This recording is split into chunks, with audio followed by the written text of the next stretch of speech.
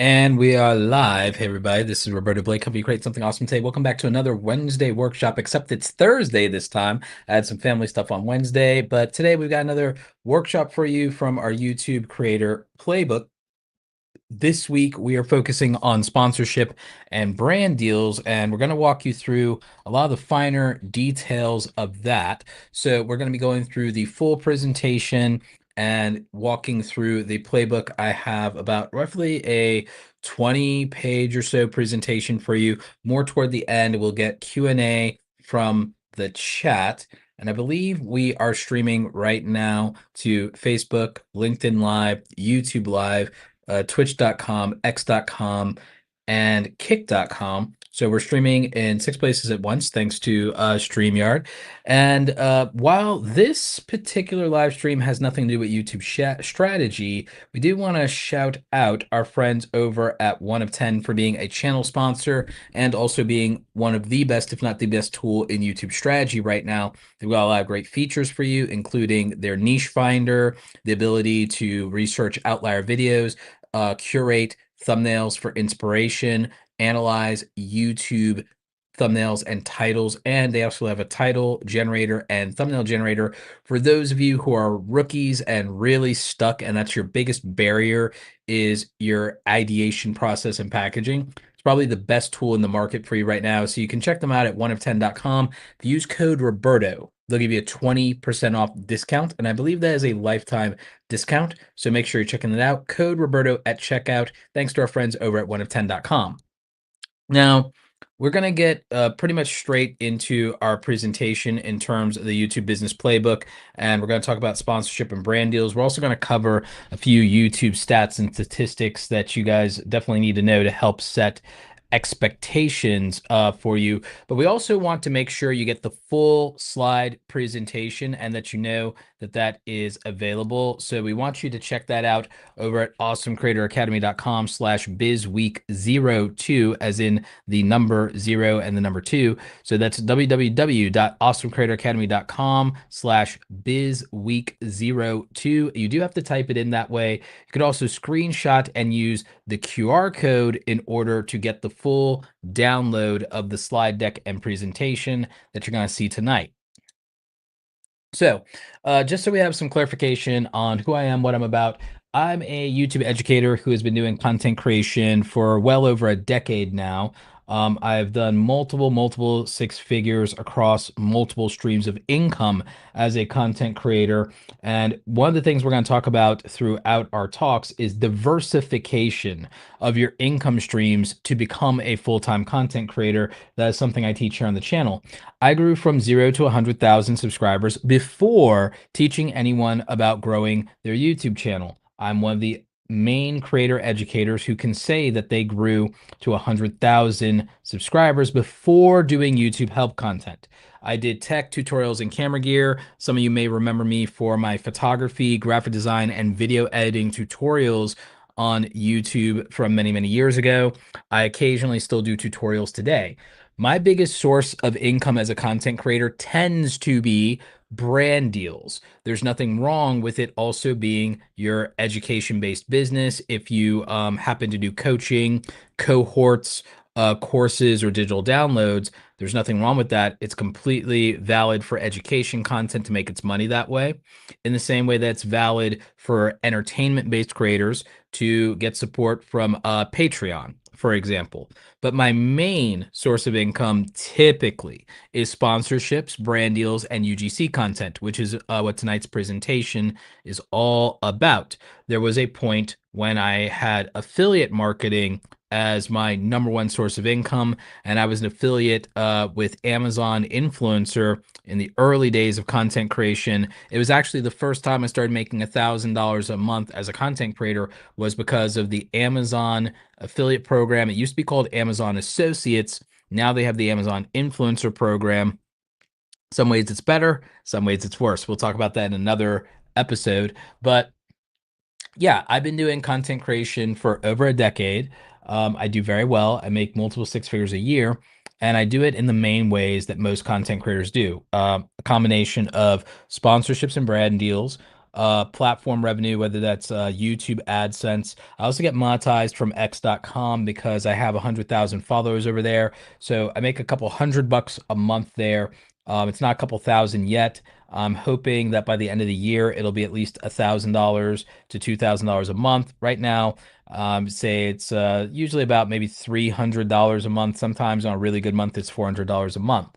So different platforms, monetization there, are negligible money from Meta on Facebook and Instagram. I'm not as active on those platforms yet. I do get royalties from LinkedIn because I licensed them a course a few years ago that I filmed in person for them, and they paid me upfront money for that. They flew me out to Carpinteria. They had to fly me out twice because of the California fires. And I'm bringing all this up because, again, I licensed content to them, and I still get royalty checks for that content. About 4 or 5 years later, I'm still getting royalty checks for that. We filmed that right before all the craziness and the pandemic. So we filmed that in like, I think 2018 or 2019, I forget, 2018, 2019, and I'm still getting checks for that today. I wrote a book. I still get royalty payments for that. Very minimal money from my music licensing in Spotify, Apple, and Amazon Music. But again, conversation for another time. Main thing you need to know is I figured out how to be a full-time content creator and diversified multiple streams of income, so I can qualify to tell you how to do that.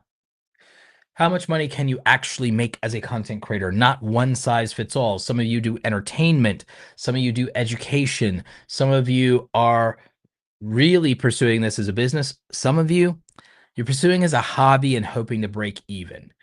What is realistic is that even though 97% of creators never get to 10,000 subscribers, less than 4% of creators are in the YouTube Partner Program, the truth is you can make real money with this if you take it seriously. That could be $3,000 a month. It could be $30,000 a month. It depends on realistically what your business model is. We talked about that in our previous week one presentation, along with how to set up your LLC. And it largely comes down to, are you going to get brand deals and sponsorships? That's the big difference in usually what makes someone a full-time content creator, not AdSense. AdSense is how you get started. Maybe it's how you invest back into your channel. It's how you deal with making some money while you're trying to grow an audience. But AdSense is not the main way people make a living. I know a lot of people choose to still believe that relative to their situation.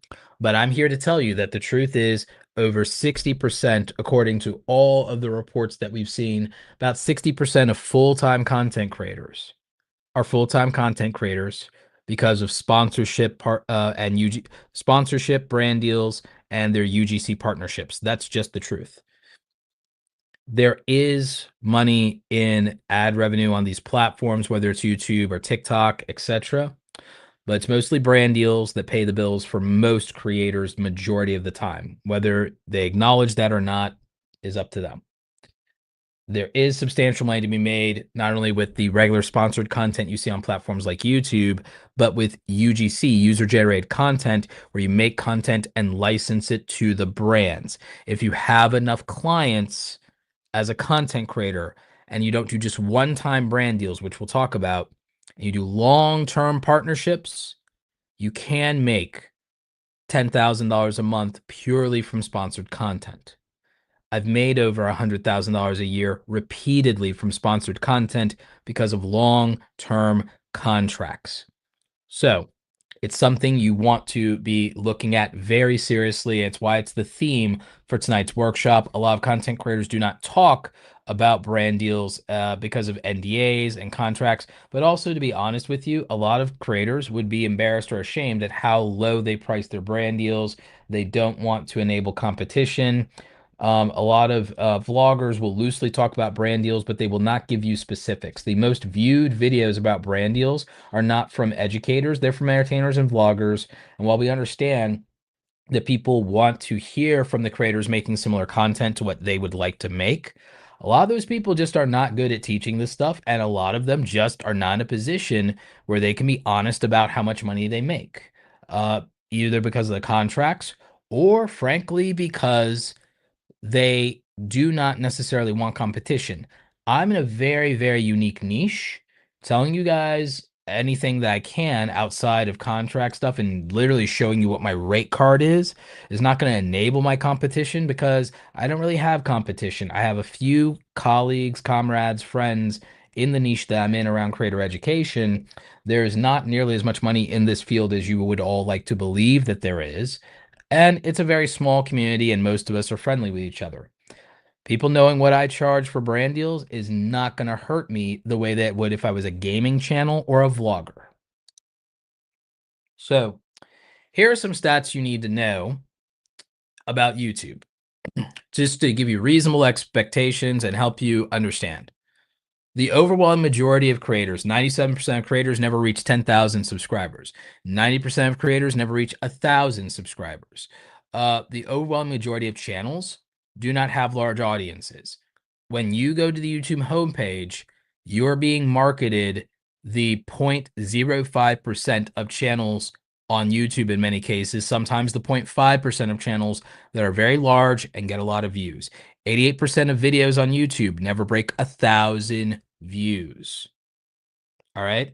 So it is not that everyone out there is massively successful with viral videos and large fan bases. If you feel that way and you get discouraged, it's because you're seeing selection bias on the YouTube homepage by default. And you and people like you may just all watch big creators, which is not a neg on you in any way. 90% of the traffic on YouTube goes to the top percentage of channels. So it's not really your fault. It's just selection bias that makes you believe that everybody's winning when the majority are not. You just never see what would be the phrase they say. So again, there is a pre-selection bias there, and there is just a cognitive dissonance in the fact that you do not see the majority of failures. They don't exist to you. They are invisible to you as a viewer. Even if you yourself are a content creator, the majority of creators who don't make it are invisible to you, but they are the reality. The big creators you watch are the outlier. They are not the norm. Now, to help you succeed, we do focus on a strategic business framework for YouTube specifically. And we've outlined this in our previous week 1 session that you can still watch over on the YouTube channel. We keep our live stream sessions up for you to watch, and so they are archived. But this would basically represent the main things that help you have a proper creator business. And again, the mods in the chat are making sure that you have the link to the slide presentation. It's also in the description on YouTube if you want to get access to that over at Austin Creator Academy. Last week in our session, we really focused on incorporating your LLC, why you need to use bookkeepers, CPA, and CPAs, how you attain your tax EIN number from the government, and why you need to set up your business bank account and payment processors. We went heavily into that. Today, one of our biggest focuses is going to be brand deals and the long-term partnerships with that. And this does represent off-platform revenue for most of you. The same with the UGC, the user-generated content side of it. So that's going to be very important here because this is going to give you an opportunity. If you do have reach and views and a reputation, then sponsored content on your own platforms is the route to go. If you don't have a large audience, but you have very powerful, strong niche content, good editing, good production values, or you're the right representation, UGC content can allow you to make money through those partnerships off platform by making content for the brands to post on their social media using you as a spokesperson, not because you have a large following, but because you have an authentic connection to the consumer and you represent them. So even if you're a small creator, if you bring big creator energy, then UGC content creates an opportunity to make substantial potential money, even if you have a smaller audience. If you're also trying to grow and you're under 20,000 followers or subscribers, in particular on YouTube, One, we definitely recommend you use our free Creator Foundations course over at awesomecreatoracademy.com. But also, we did a 12-week free workshop here on the channel that you can still watch right now. It's on the homepage of my YouTube channel. If you go to youtube.com/@RobertoBlake, or if you go to the live tab on my YouTube channel, you will still see all 12 of those workshops. We usually do these on Wednesdays. Tonight's a special occasion. We're doing on Thursday. Had family stuff yesterday, but if you go and you look on the YouTube channel, you will see those previous workshop episodes, and we focused on YouTube growth and strategy for beginners that are under 20,000 subscribers. It was when I had 20,000 subscribers that I grew to 100,000 from 20,000 in 14 months. So there's not an accident that that was the target number for those lessons.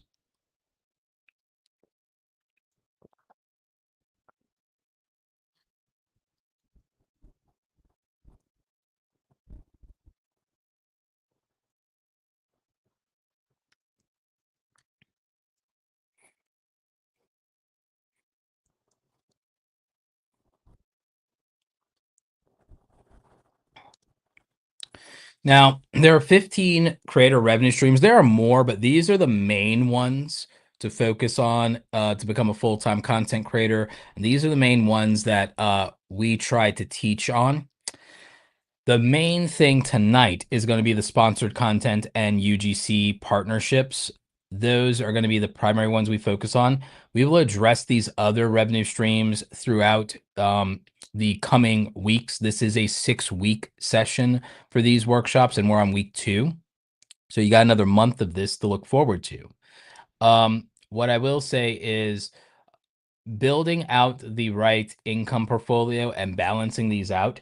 I'm not telling anyone they have to do all 15 revenue streams all at once, but I do think that it's important for you to just know what is possible and know what your options are.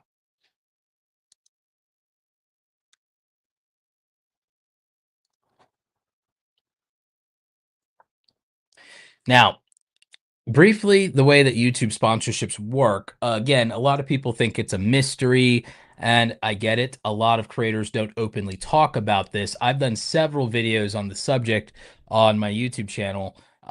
But honestly, besides NDAs, non-disclosure agreements, and contracts, the main reason that most people don't talk about YouTube sponsorships and give you details around it is their knowledge on it, even if they're doing those partnerships, is very lacking. Most creators are young. And most creators also are people who didn't work in corporate. They went from, and there's no offense to people who work these jobs, but a lot of people went from retail to creator life, or they went from food services to creator life. And they never negotiate a salary in their life. They never negotiate a contract. They never ran a business where they had a client services business and had to write up contracts, scope of work, deliverables, ownership agreements, etc. So they wouldn't know what's involved beyond the YouTube videos they watched from somebody else who also may not have known. Or if it was myself or Justin Moore or someone like that, maybe it was the more experienced information. So I do think that the information that you get when you watch people talk about their brand deals, and it's no offense to the entertainment based creators, I think it's very thin because I think it is hard for people who themselves are not education-based content creators to teach anything because their main goal is to make an entertaining video for you, not to teach you how to do something. Beyond that, I think it's just that most of those creators wanted to do this for fun. It happened to become a business. They didn't start with that intention. And that's where maybe many of you are at. However, that does mean that that person is not always going to be in the best position. And it sounds like I'm being very negative here, but I'm just being honest with you about why it's so hard to find this information. It's not something most people are in a position to talk about. Money makes most people uncomfortable. Most people also don't know how to communicate effectively when it comes to teaching. If their goal is to make you laugh or to make you smile, they would rather be funny and make sure that you stay watching the content. They'd rather be engaging and make sure you watch the content then prioritize whether you learn the thing that you need to know. And so you're going to find the information from that side of the house is a little thin. Here is the deal. Businesses that want to market their product to a creator's audience are willing to pay for that. We typically see that passively through ad revenue through the YouTube Partner Program.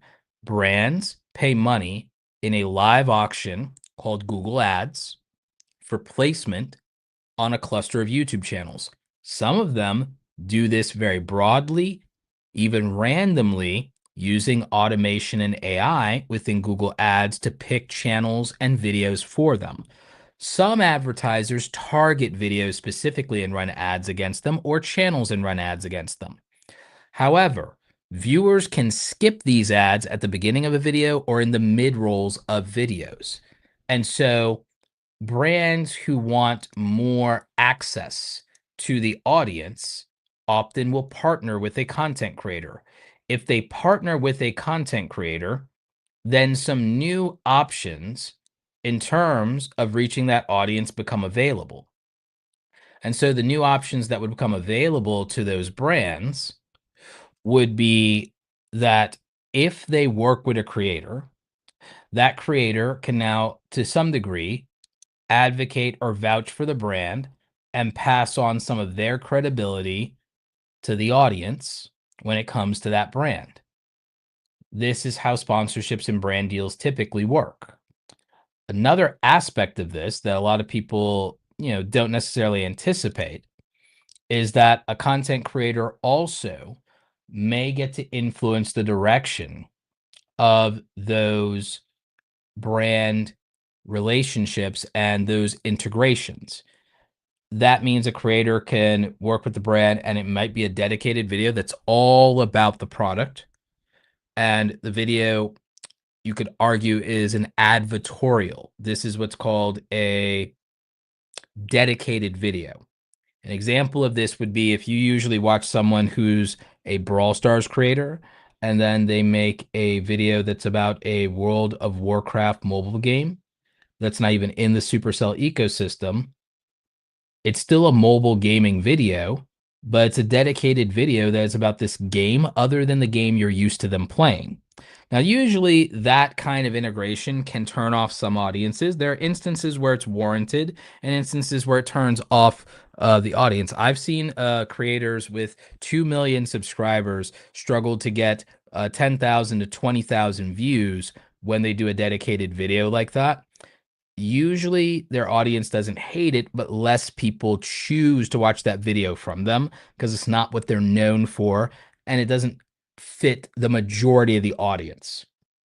However, in that situation, brands do know that and they pay substantially more for those, sometimes 3 to 5 times more, depending on the nature of the video. Now, what most creators do is they do integrations instead. In those videos, a creator makes a video that is closer to what they would normally make. And then they also incorporate the brand into that video, hopefully organically, with a 30 to 90-second ad read that usually is authentic and still represents the main talking points of the brand while letting the creator have some level of creative control. The way some creators keep this fun for their audience is they turn the ad read into a skit, a sketch, or to some degree, a minor product demo of some kind. Again, this is a harsher interrupt to the audience when it's an entertainment channel. In education channels like mine, it's usually easier because it fits with the actual content. Dedicated videos work for me too, because usually if I do a dedicated video, it's just a dedicated tutorial where the brand is sponsoring the full tutorial, and the tutorial is only useful to somebody who is trying to use the software or solve the problem the software provides for in the first place. So for me, that one's actually really easy. And it's not that alienating. Because again, if you're trying to solve a problem, let's say you were trying to do something with video editing specifically in the first place, Let's say I took on a sponsorship with Gling AI, which is an AI video editing tool, because it removes the silences and pauses from your video basically in one click. If I literally made a video editing tutorial and I said, ha, the tutorial was um, remove pauses and silences from video editing in just one click, full step-by-step tutorial. Um, that's like a very easy value proposition to make a dedicated video around if I was working with Gling AI, right? If I was working with Adobe and the thing was how to improve your audio in one click, and I did it using the Adobe Podcast Enhance tool, and I go full tutorial. That's an easy way to do a dedicated video that doesn't alienate the audience. Education channels are more let's say, attuned to doing that sort of thing because it really makes sense. And yes, it does depend on how receptive the audience is to certain deals. Again, my argument is that education based creators have an advantage in brand deals despite smaller view counts because, one, education based creators usually get to deal with an older, more affluent audience, and then also brands that have higher margins, higher price points. Now with entertainment channels, if they're viral entertainment channels, of course, because they have the reach and the views and the reputation, they can just get big deals just because of just the scattershot of just how big their audience is. It could make sense for a brand that's a consumer brand. That's the difference. I would say that the best content creators for brand deals are actually education-based channels and lifestyle channels because lifestyle channels have a deeper, authentic connection to the audience. And then if you do a sponsorship with a lifestyle brand, you can do a long-term deal to be an ambassador for that brand. And then your audience is just always going to see those products in the background of your videos. So it's a form of product placement. So that makes absolute sense. So I would say education and lifestyle creators actually win when it comes to brand deals the most overall. The variety of brands they can work with is higher. I would say entertainment creators struggle more with brand deals. And I would argue that TV show reviewers, gaming channels, and sketch comedy channels probably struggle the most when it comes to brand deals and their audiences being as receptive to them, or the brand deals just naturally even fitting with the content without interrupting it in the first place. And I would say in those instances, they absolutely usually don't get to do dedicated videos. They can only really do integrations without upsetting their audience or with it even making sense for the brand. Um, and again, that's not to be very negative toward comedy and prank channels and gaming channels and TV and anime reviewers and reaction channels. It's just that it's not the best fit. That audience really already hates ads in an extreme way, and they really just want the brain rot entertainment for the most part. So it's a lot more challenging to get those audiences to be receptive, even if they love the creator. They just hate ads that much. I'm not saying don't do brand deals in that situation. I'm just pointing out the reality and that you have to have a thick skin for it and you have to make it make sense. So hopefully, you guys understand how that works. Now, there is a methodology that I've created around brand deals.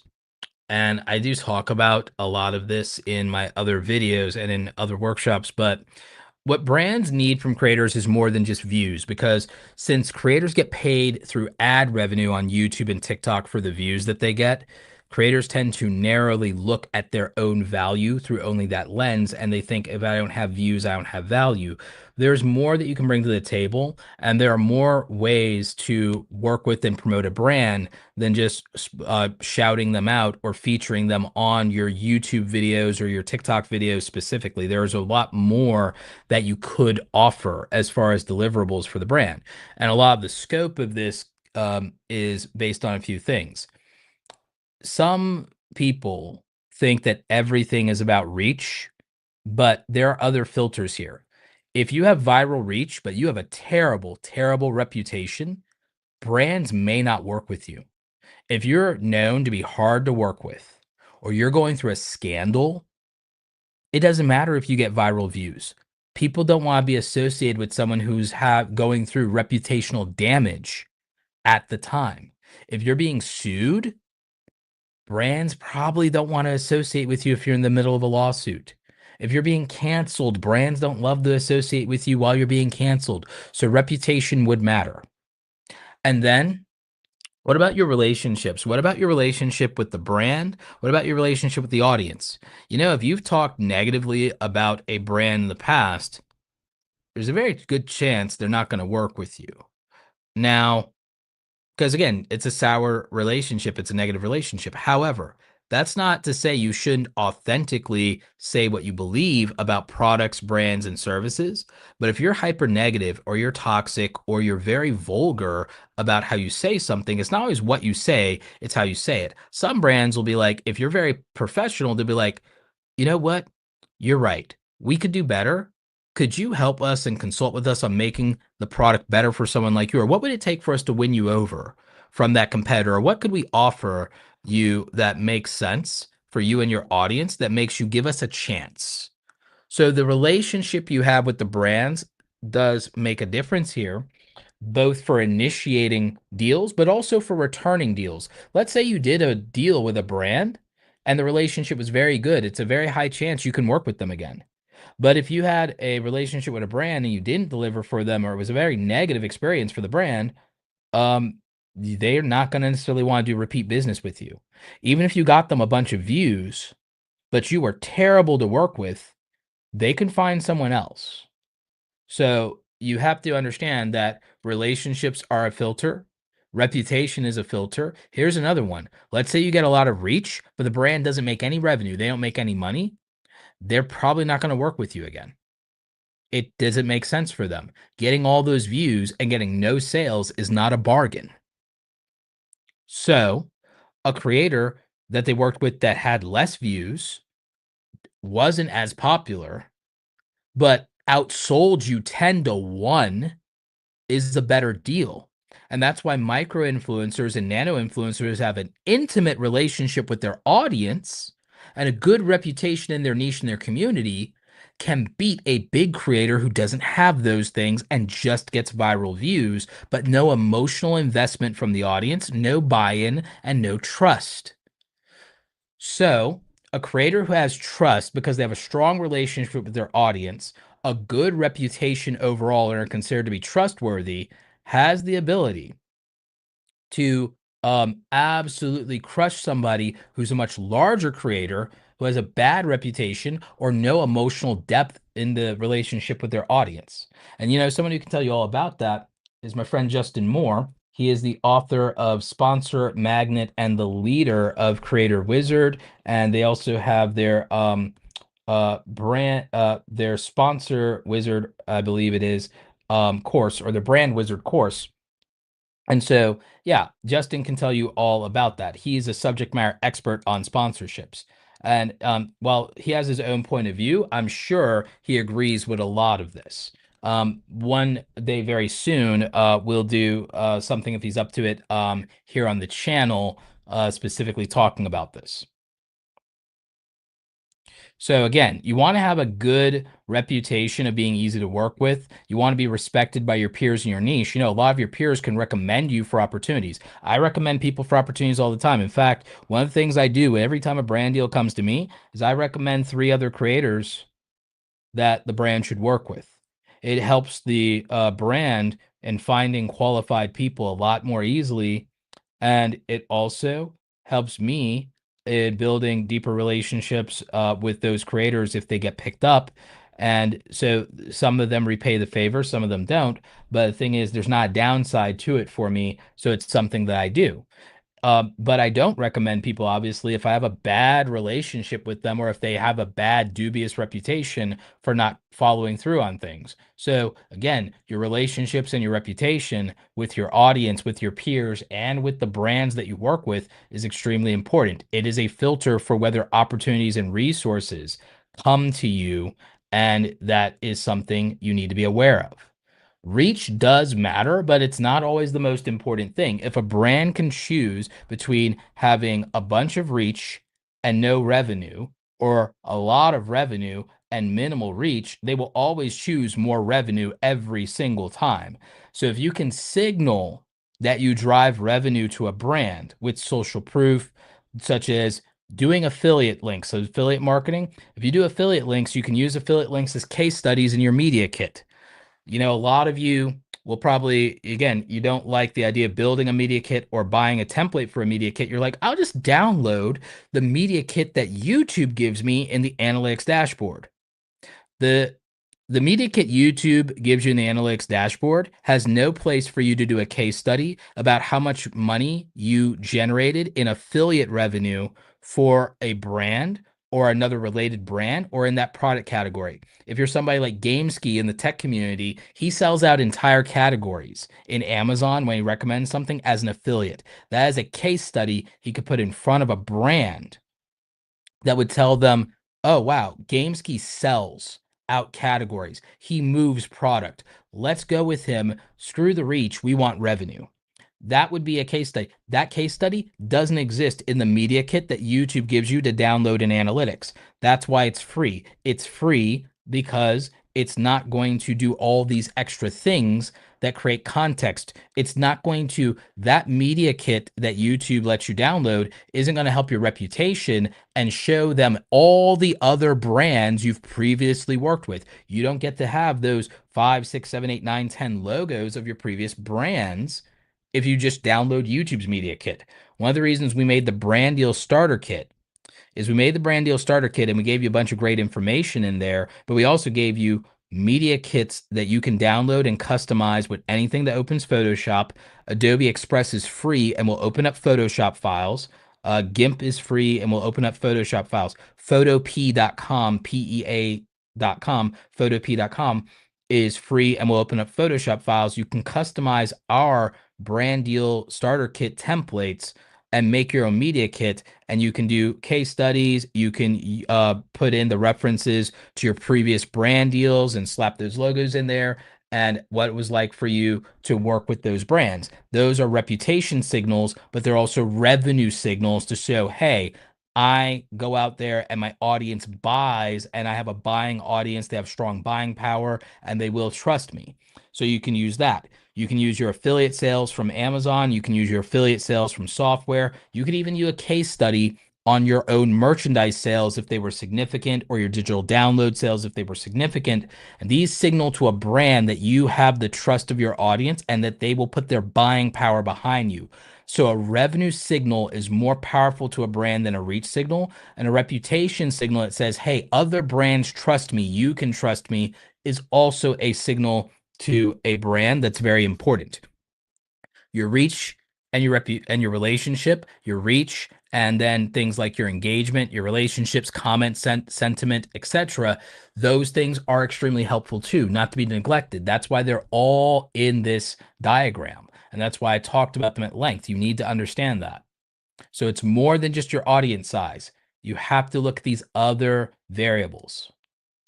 Now, I put together a framework to help you understand value-based pricing in your brand deals so that you don't price on views. This is called my deals framework. This is something I teach in Awesome Creator Academy.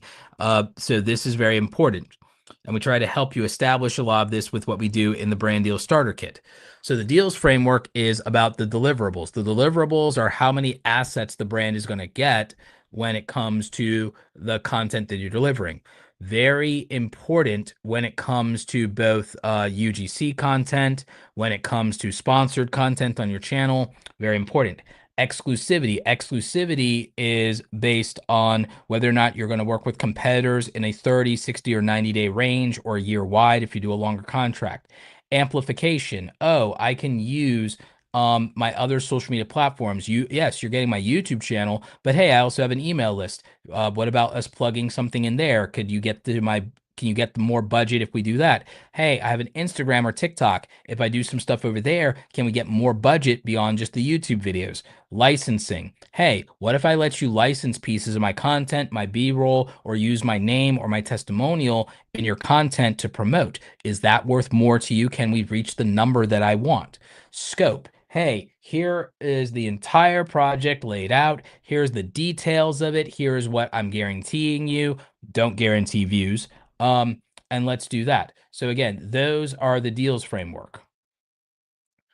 So how UGC, we keep talking about UGC, we keep talking about user generated content. This is where instead of posting it on your own platform, like your YouTube channel, your Instagram, or your TikTok, you post to the brand's social media. You either hand it off to them on their behalf, or you guys do a collaboration, something to that nature. You could even give it to them to use in their advertising, their website, or in traditional media, what have you. I did a UGC partnership with Kajabi where they actually used my testimonial and my name, image, and likeness on a billboard campaign for Times Square and also in LA, in Los Angeles. That was a great UGC partnership. We did a UGC partnership with some stuff on Instagram as well.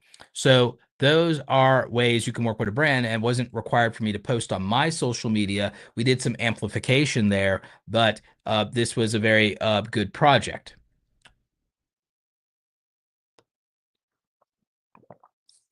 The billboard project was a lower four-figure deal. I did a different project collaboration with them last year, and that was a mid-range five-figure deal that was very lucrative.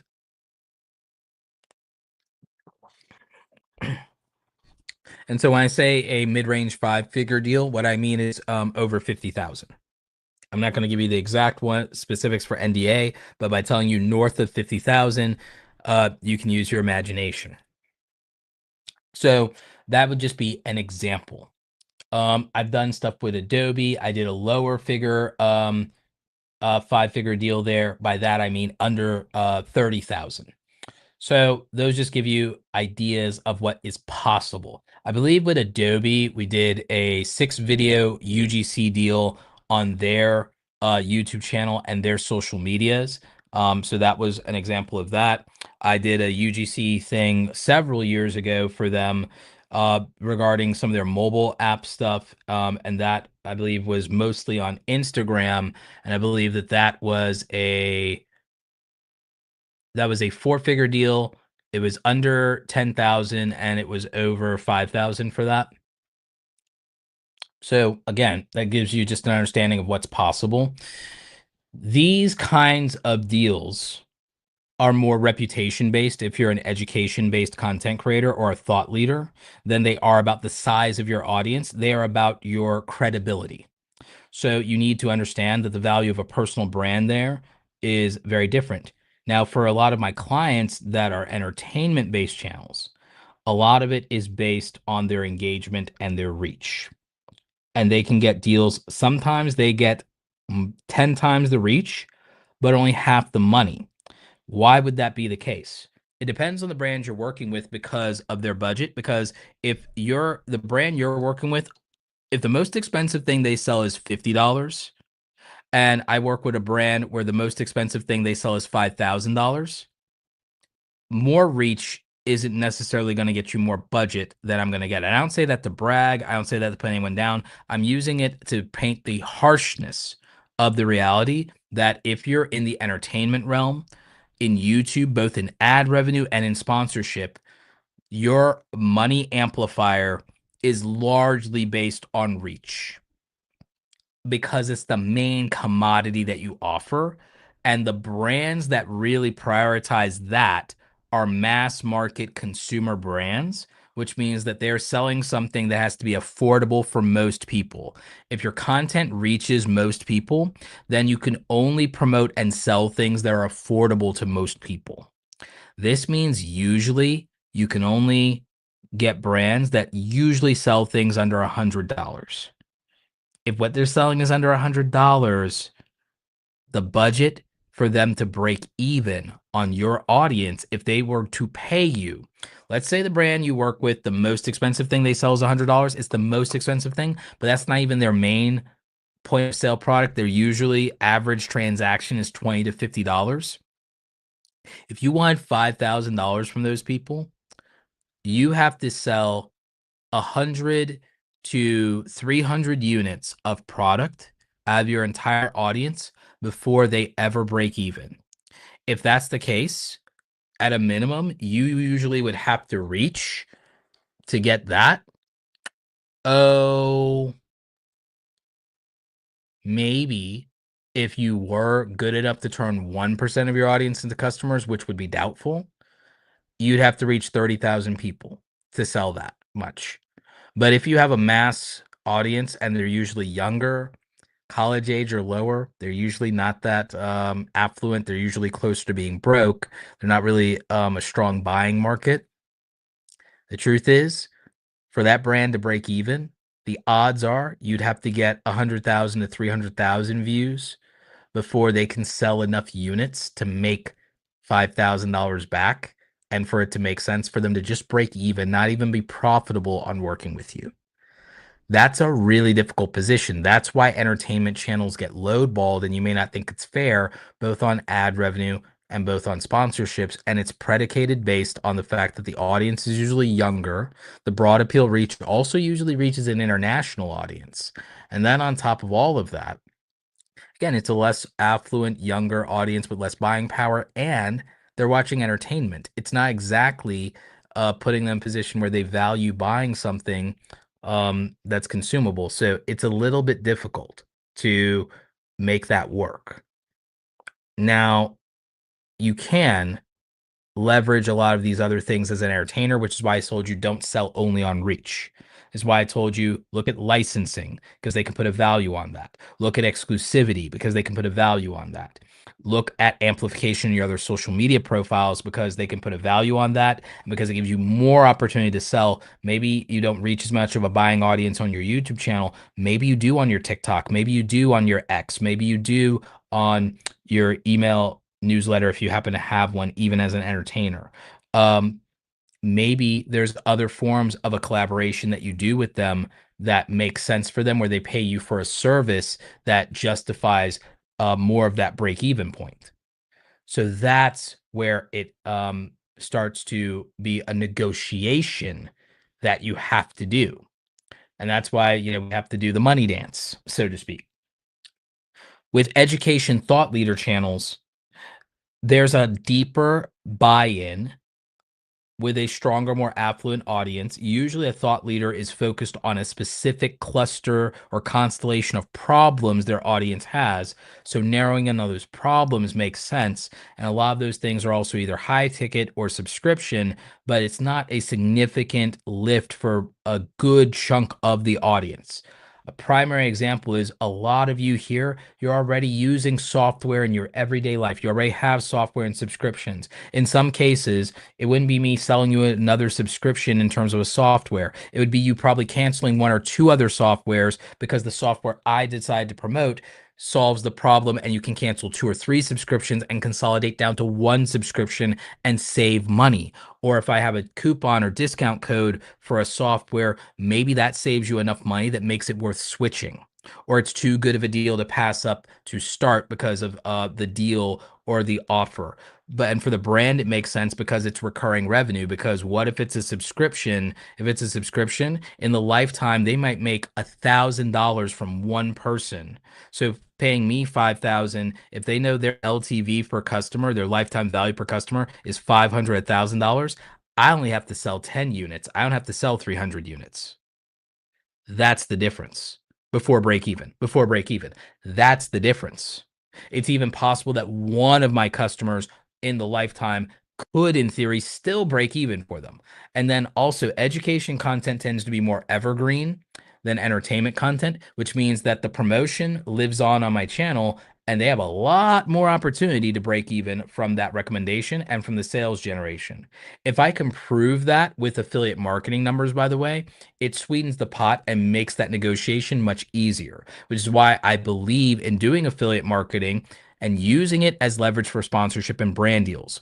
Too many of you as YouTubers, whether you're entertainers or educators, because by the way, for entertainers, well, one, before I go to entertainers, the greatest affiliate marketers in all of YouTube are not educators and are not course sellers. The greatest affiliate marketers in all of YouTube are lifestyle content creators, both for female lifestyle influencers, but also men's lifestyle and fitness influencers and men's lifestyle and tech influencers are the greatest affiliate marketers of all time in YouTube and in social media. They really are in terms of raw units, scale, revenue potential, lifestyle-based creators for women that are doing lifestyle, fashion, beauty, makeup, and decor.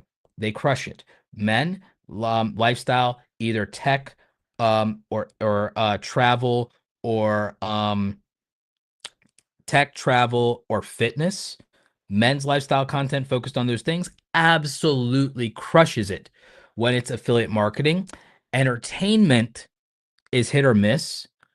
If it is the gaming niche, the intersectionality of tech, lifestyle tech, gamer's paradise, man cave, cozy streamer aesthetic on the female gamer side, those crossovers of tech and lifestyle in gaming allow for affiliate marketing. If you're feeling a little sad of, oh, I'm a gamer, I don't have access to these other revenue streams, it's about how thoughtful or creative you are about it, and it's about putting yourself in that position.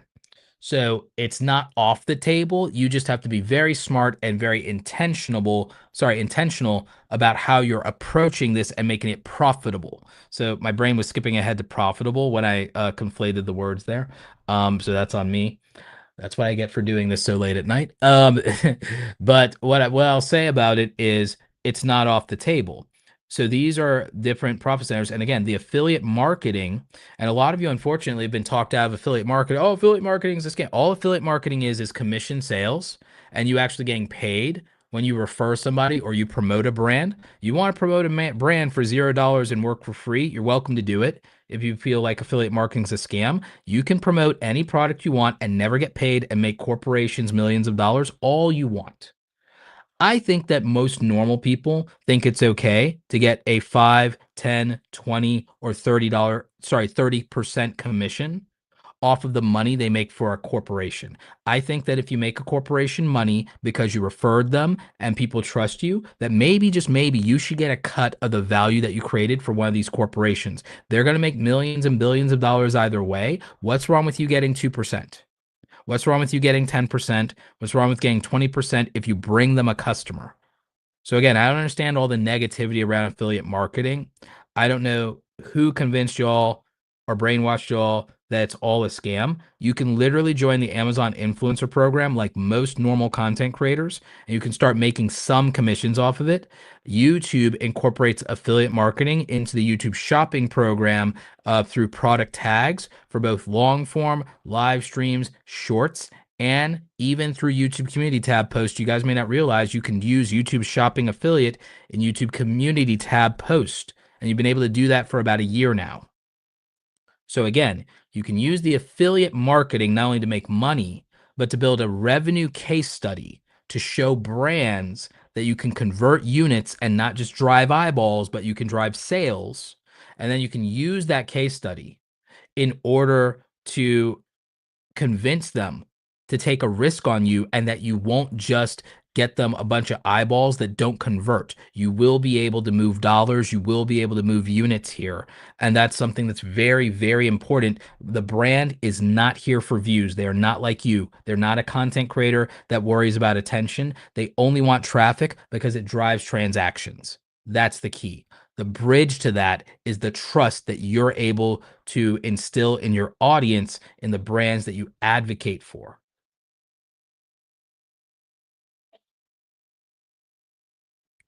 Now, one of the other things you need to do in this case, by the way, is authentically market, authentically advocate, authentically promote these things. The reason that I bring up lifestyle influencers so much and education influencers is because it's easier to prove that they believe in what they're promoting. If a lifestyle influencer promotes something and then every time you see their vlog, they're using, like female lifestyle influencers, for example, if every time they do a get ready with me beauty video, they're using the brushes and makeup that they just promoted with a brand and they're using them 2 months later, you can believe them that they weren't shilling something they don't believe in and that they use it every day. That's why lifestyle influencers are the best marketers for both influencer marketing with brand deals and affiliates and UGC and brand ambassadorships, is because if that beauty guru is constantly in the mirror and you're able to see the makeup on the counter from all the brand deals and that they use it, you're able to see those palettes. The authenticity is built in because it's something they're using every day. If someone's a vlogger every day or every week and they're promoting something and then you keep seeing it in the background of vlogs, it signals to you that, oh, they really actually believe in that thing because they own it, they've kept it, they keep using it. Oh, they bought another one. Oh, their collection of that thing they promoted is growing. They're a customer, just like me. That's why lifestyle influencers are able to rack up on that, because they can, through their lifestyle content, portray the lifestyle that they're promoting. That's the key. They use the people see them using the product every day, every week, every video. And if it's not being used actively in the video, they see it in the background, they see it in the aesthetic, and it reappears even when there's not a promo or a campaign going on. So that's why the influencer side for lifestyle influencers, both men and women, works. The same thing is true in the space of tech and education videos. I'll give you guys a primary example. Let's say I ended up working with DJI, for example. You guys can trust me if I were to get a sponsorship with DJI that I'm not just shilling product, because you guys can see for yourself that I literally have these two sets. Actually, I have three sets of DJI wireless microphones. You guys see that I have 4 DJI gimbals, 8 DJI drones, all bought out of pocket, by the way. Like, I literally own over 25, and I've registered them in the app. I own over 25 DJI products. You guys see them in the background of my videos. You see them in my post on Instagram and X. So again, to some degree, I do tech content and lifestyle content on my other platforms. I'm actually going to be relaunching a tech channel, by the way, that I started and stopped during the pandemic.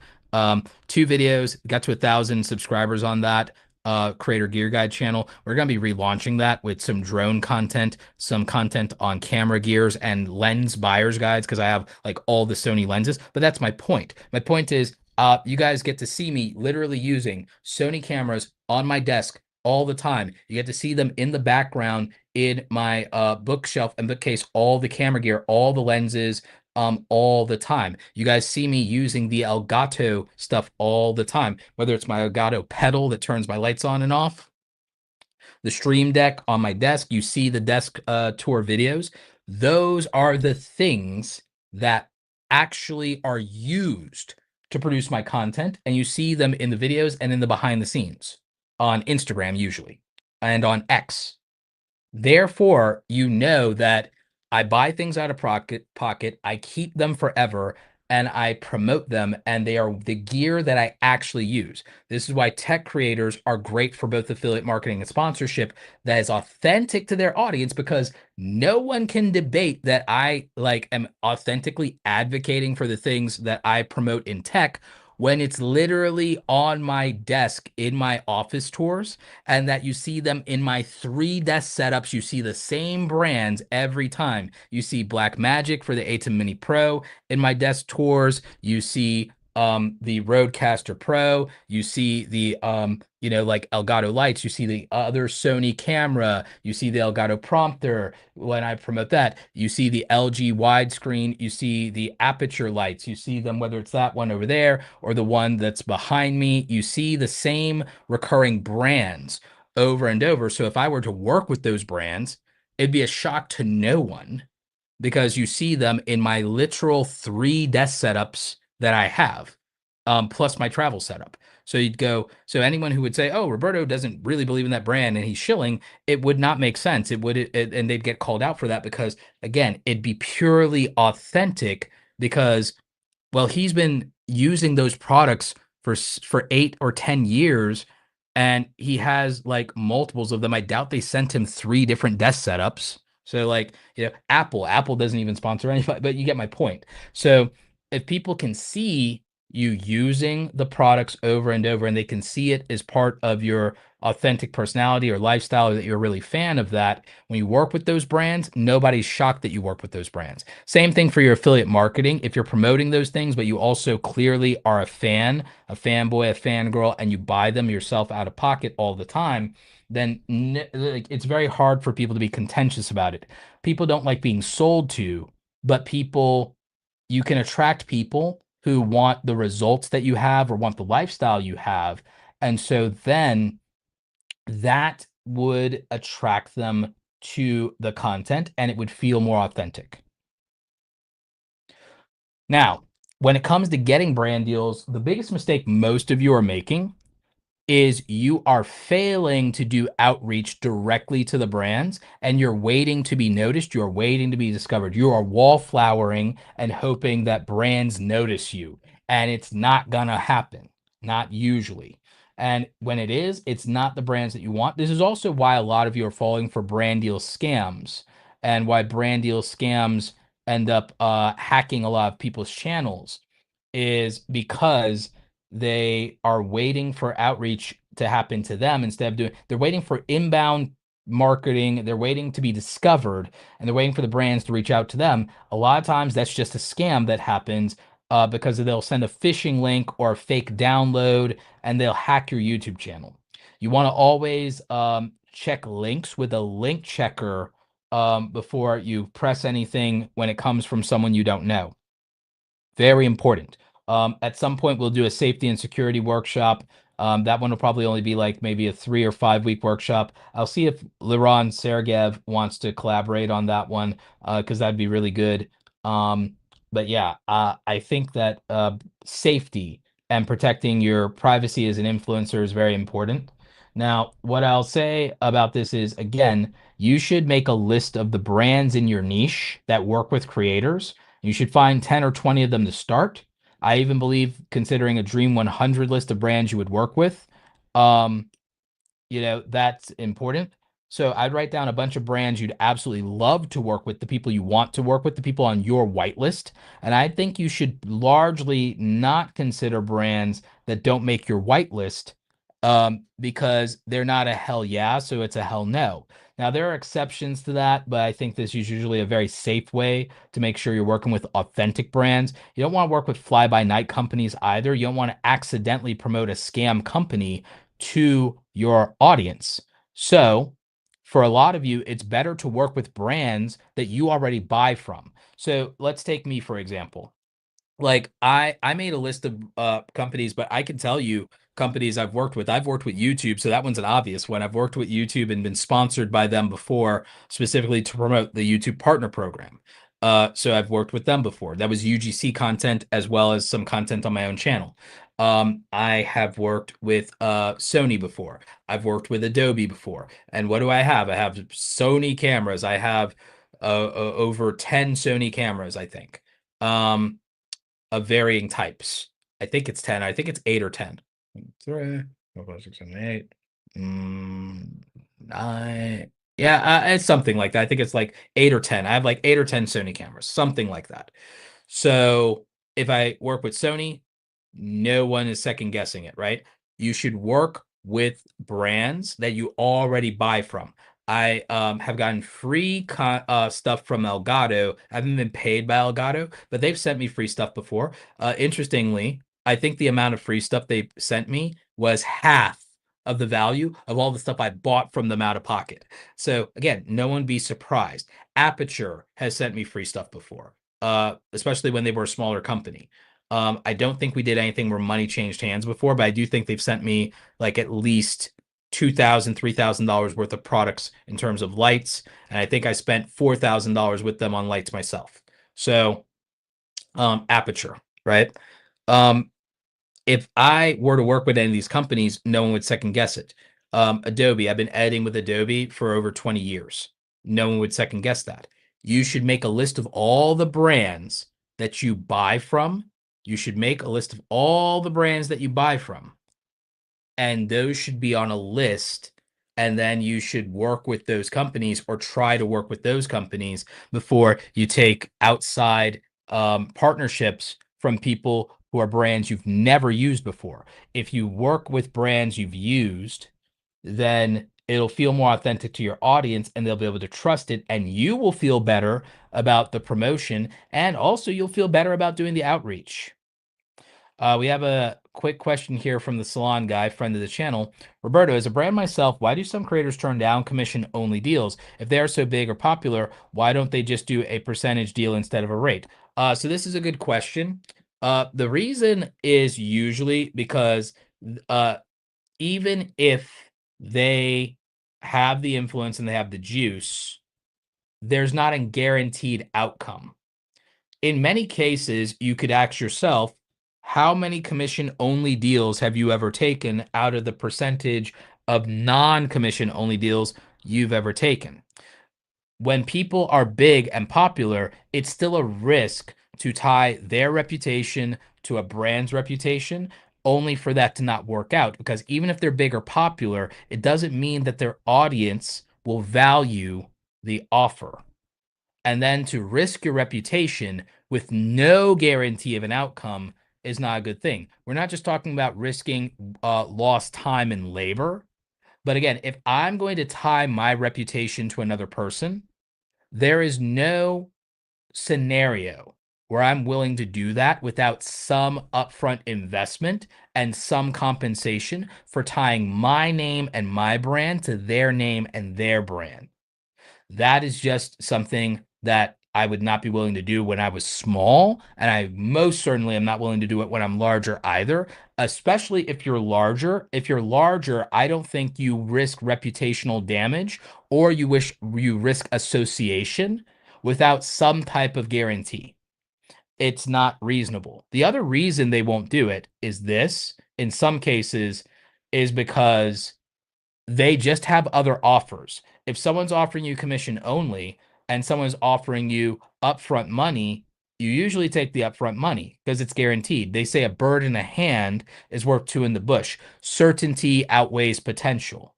Potential is an unknown.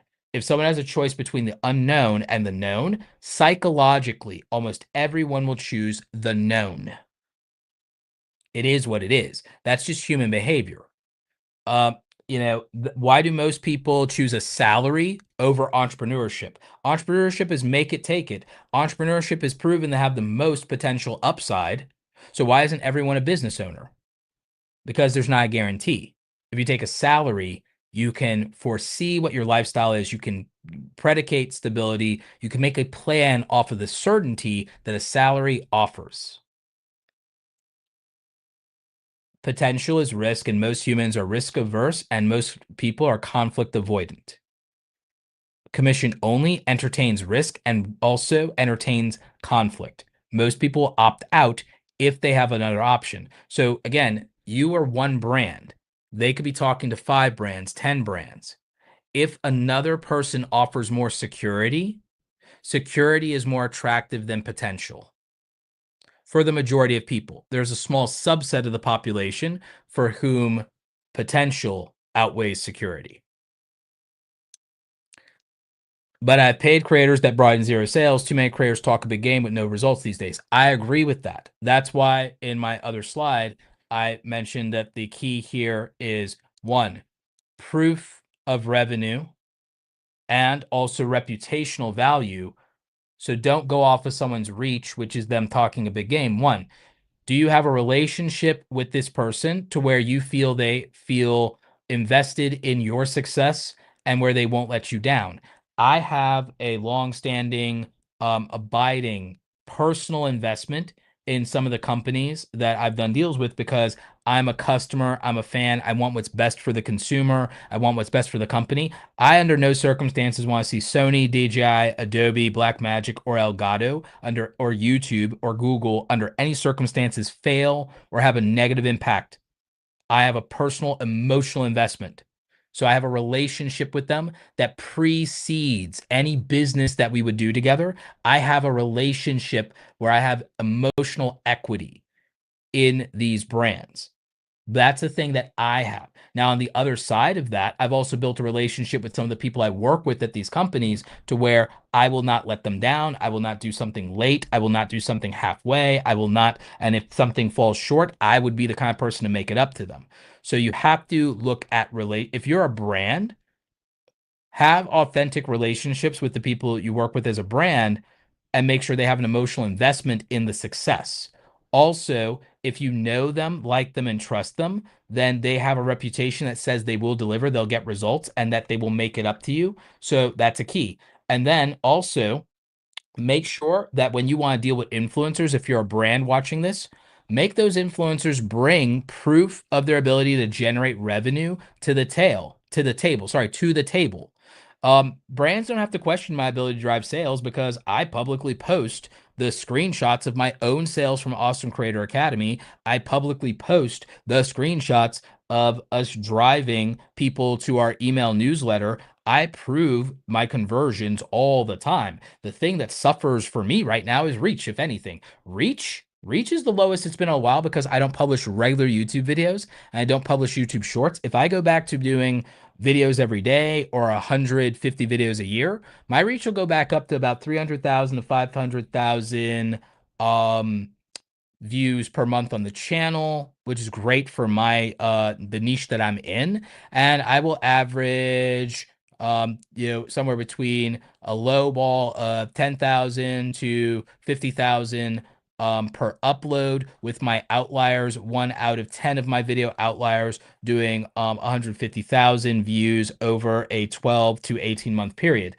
Those are the stats. I know my stats that cold, which also helps impress the brands, but I'd have to be posting with that frequency, not counting YouTube shorts, not counting live streams, right? But that would increase my reach. It's the one vector that I have to address. I have strong relationships with people in the industry. There are a couple of more relationships that I have to build or rebuild because some of the people I've worked with have retired, unfortunately passed away, or unfortunately left the companies that they're at. So I could stand to shore up some of my relationships. I could stand to renew some of my relationships. Right now, I don't have long-term contracts. I have some extended contracts, but I don't have any 12-month contracts right now. I have one, but it's a prepaid contract. I have a prepaid contract, and I have two extended contracts, but they have specific extension conditions that are they're event triggers. They're not monthly recurring, if that makes sense. My reputation has never really been stronger. So I have that, and I have proof of revenue. And I also have the reputation of, oh, well, here are all the other companies I have worked with. So I have those three things strong. Relationships could be stronger. I could work on that. Reach is my biggest vulnerability. The rest I'm solid on. When it comes to influencers you work with or you yourself as an influencer, take that paradigm into consideration.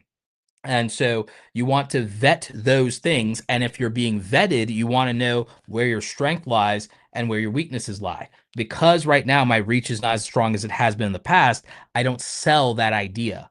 I don't sell the idea that I'm going to reach the most people. I sell the concept of, do you want me to be someone who stands by your product? Do you want me to be somebody whose reputation is tied to yours? So that is something to consider here. So hopefully that gives you some insight from the brand side, Salon Guy, and for any of the influencers watching, hopefully that helps you.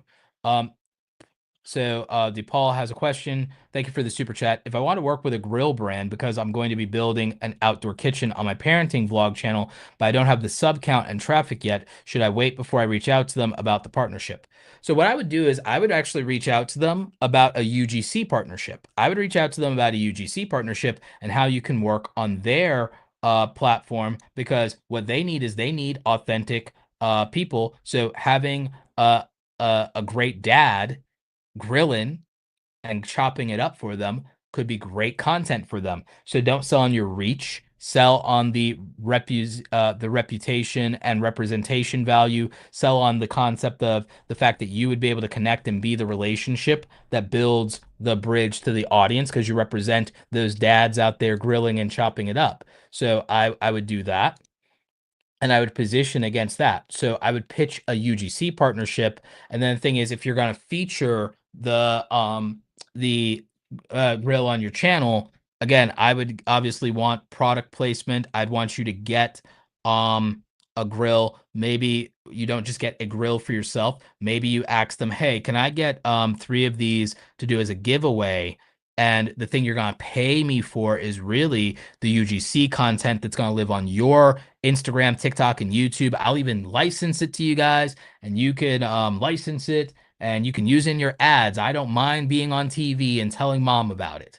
So I would say You do something like that, for example, and then it's much, much more appealing to them. The giveaway maybe even helps you grow the reach of the video and grow your audience overall. So again, a lot of you could be leveraging brands to grow your own audience size and reach by saying, hey, you can pay me less, but I want to do a giveaway. Or hey, pay me, but pay me for the UGC content and the licensing agreement.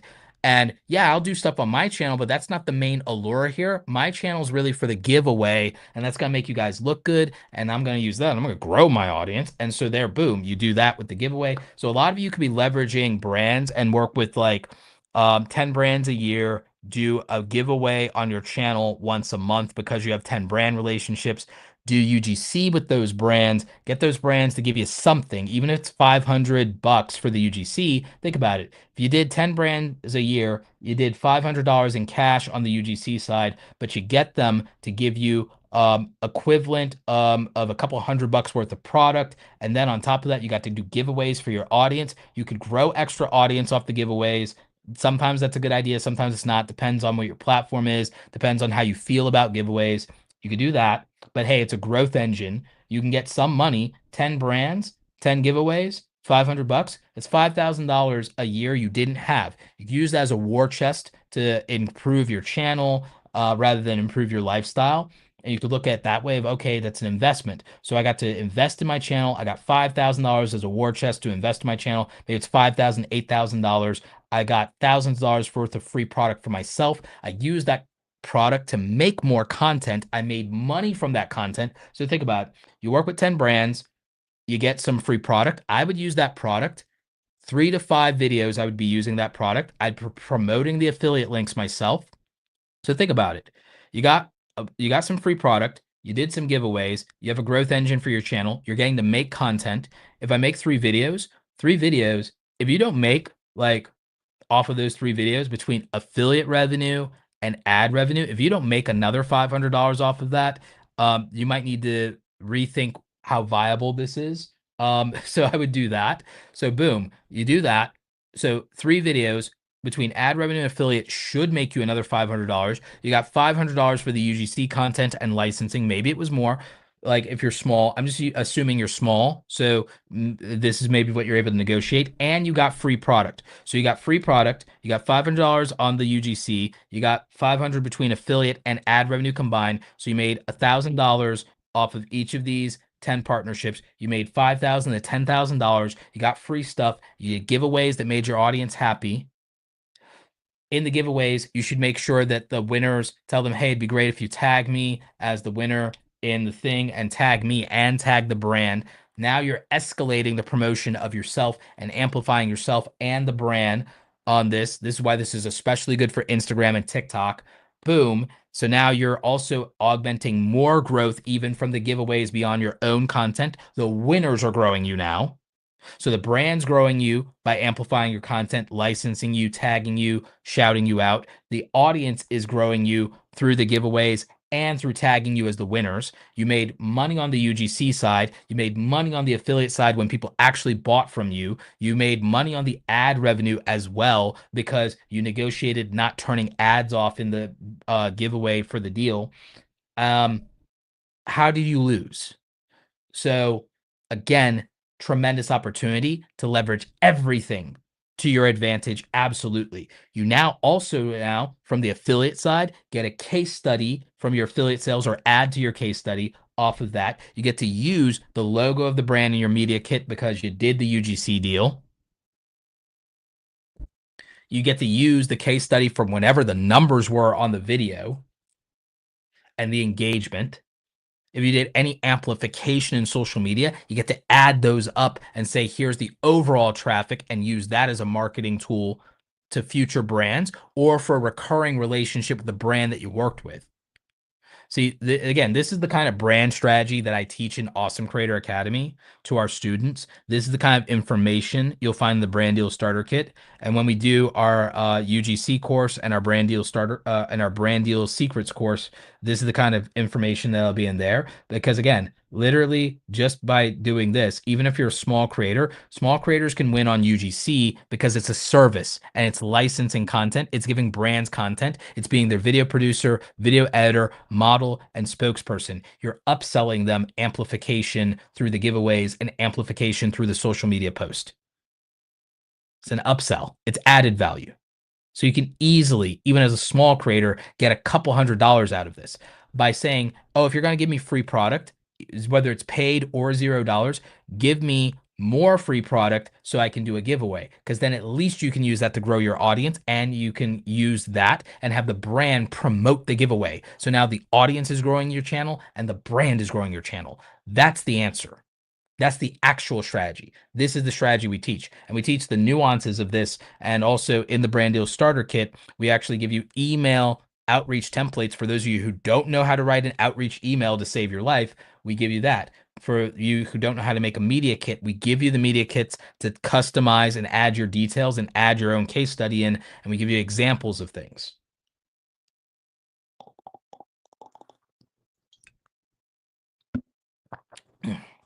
So in your creator business, you need to think person, problem, product, and position. So, person, who's your audience avatar? Who's your customer avatar? Who are you trying to reach? Who are you trying to serve? Who is the tribe you want to attract? Who is your community? So, that's your person. This is the representation of that.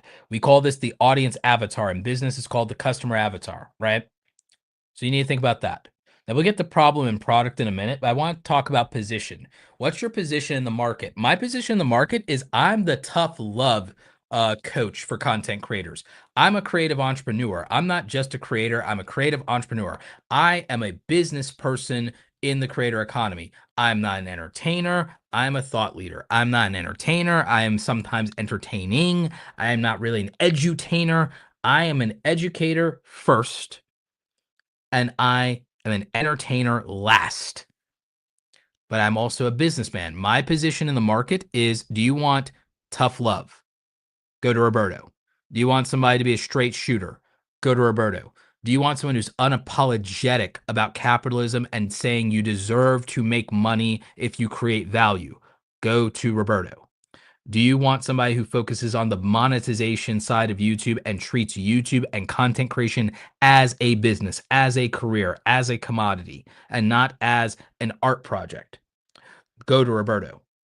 If you want cheerleading, don't go to Roberto.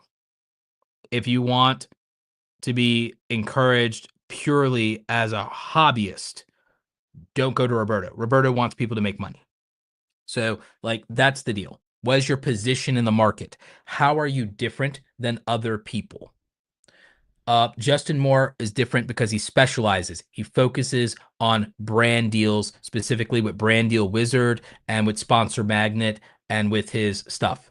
You know, me, I actually differentiate by not specializing in a specialty. I specialize in diversification.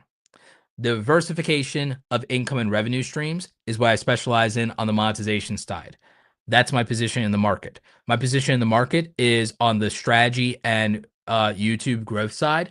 I am not about viral videos. I'm about consistent evergreen videos, sustainable growth, and about being able to run the numbers. So I'm a numbers guy. I'm not an art project guy. I'm a numbers guy. I'm not a viral video guy. I'm a, hey, whether it's entertainment, lifestyle, or education, let's make evergreen videos that we can monetize and profit off of for 1 year, 3 years, 5 years. Let's make money off of one video and milk that video for 5 years. That's who Roberto is. So I'm the no nonsense guy. That's who I am. I'm the monetization guy. I'm the slow and steady wins the race guy. I'm not the viral video guy. I'm the YouTube baby steps guy. So that's the key, is you have to position yourself in the market. If you're a gamer, are you the gamer that creates a cozy environment? Are you a cozy aesthetic gamer? There's a market for that. Sunpie is a good example of that. Um, are you somebody that is extremely energetic, funny and charismatic. Okay, so maybe that's more of a PewDiePie. Like in gaming, are you a pro gamer at the highest level of what you do? Or are you the person that brings personality? Or, do you augment the gaming element of what you do by adding cosplay to that? Is that your gimmick? Is that your positioning in the market? That you're such a big fanboy, fangirl of this, that you play the game, but you also play the game in full costume and regala. That's the thing. So what's your positioning in the market? What's your uniqueness in the market? What's your differentiating in the market? If you are a lifestyle content creator? Are you someone who's doing a relatable, affordable lifestyle instead of the spectacle of like, hey, let me show you luxury. Let me show you luxury experiences without luxury prices. That's a position in the market. A position in the market is let me show you luxury experiences without luxury prices. That's a position in the market. Hey, let me show you how to get more with less. That's a position in the market. Hey, let me show you how to learn anything that you want to learn, and I will always break it down into 5 simple steps. That is a position in the market. So, how do you make yourself unique in the market is something that is incredibly important to your overall creator business model. Now, a lot of you say, "Hey, Roberto, I'm an entertainer. I don't solve a problem." Yes, you do. If you're an entertainer, you do solve a problem. How does someone navigate to your content when they're bored? How do they relate to your content and make your content a priority? So your goal as an entertainer is still to be a destination channel.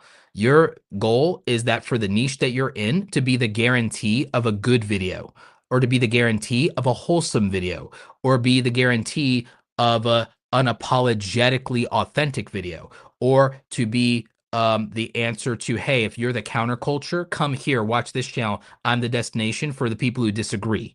That is what makes your destination channel. So the thing is, you can be, if you're a gamer, you could be the most wholesome gamer and the place where people know it's safe for their kids to watch it because you don't curse, you're not a degenerate. They know that they're in their kids are safe with you if they care about gaming, that they have a creator that's not going to abuse that relationship or in any way exploit their children.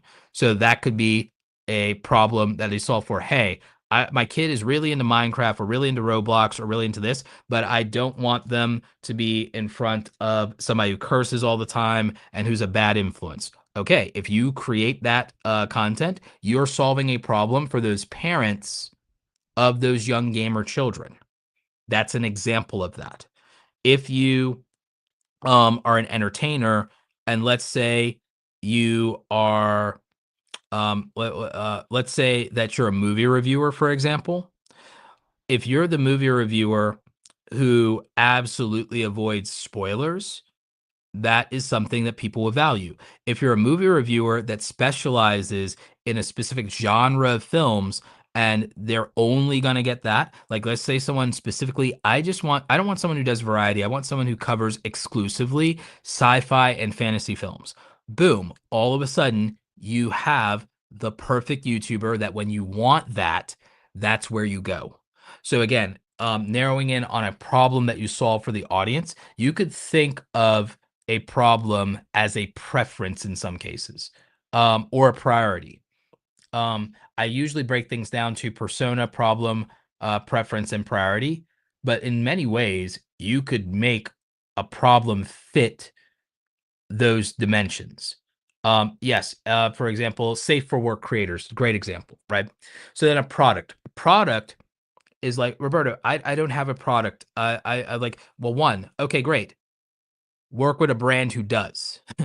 Another avenue with this, potentially if you're big enough or if you're specific or niche down enough, get the company to co-brand a product with you and now get a royalty on everything that sells. iJustine gets a royalty from Condor Blue on every cable that she sells from the iJustine pink cables and purple cables. She gets a royalty because it's a co-branded product.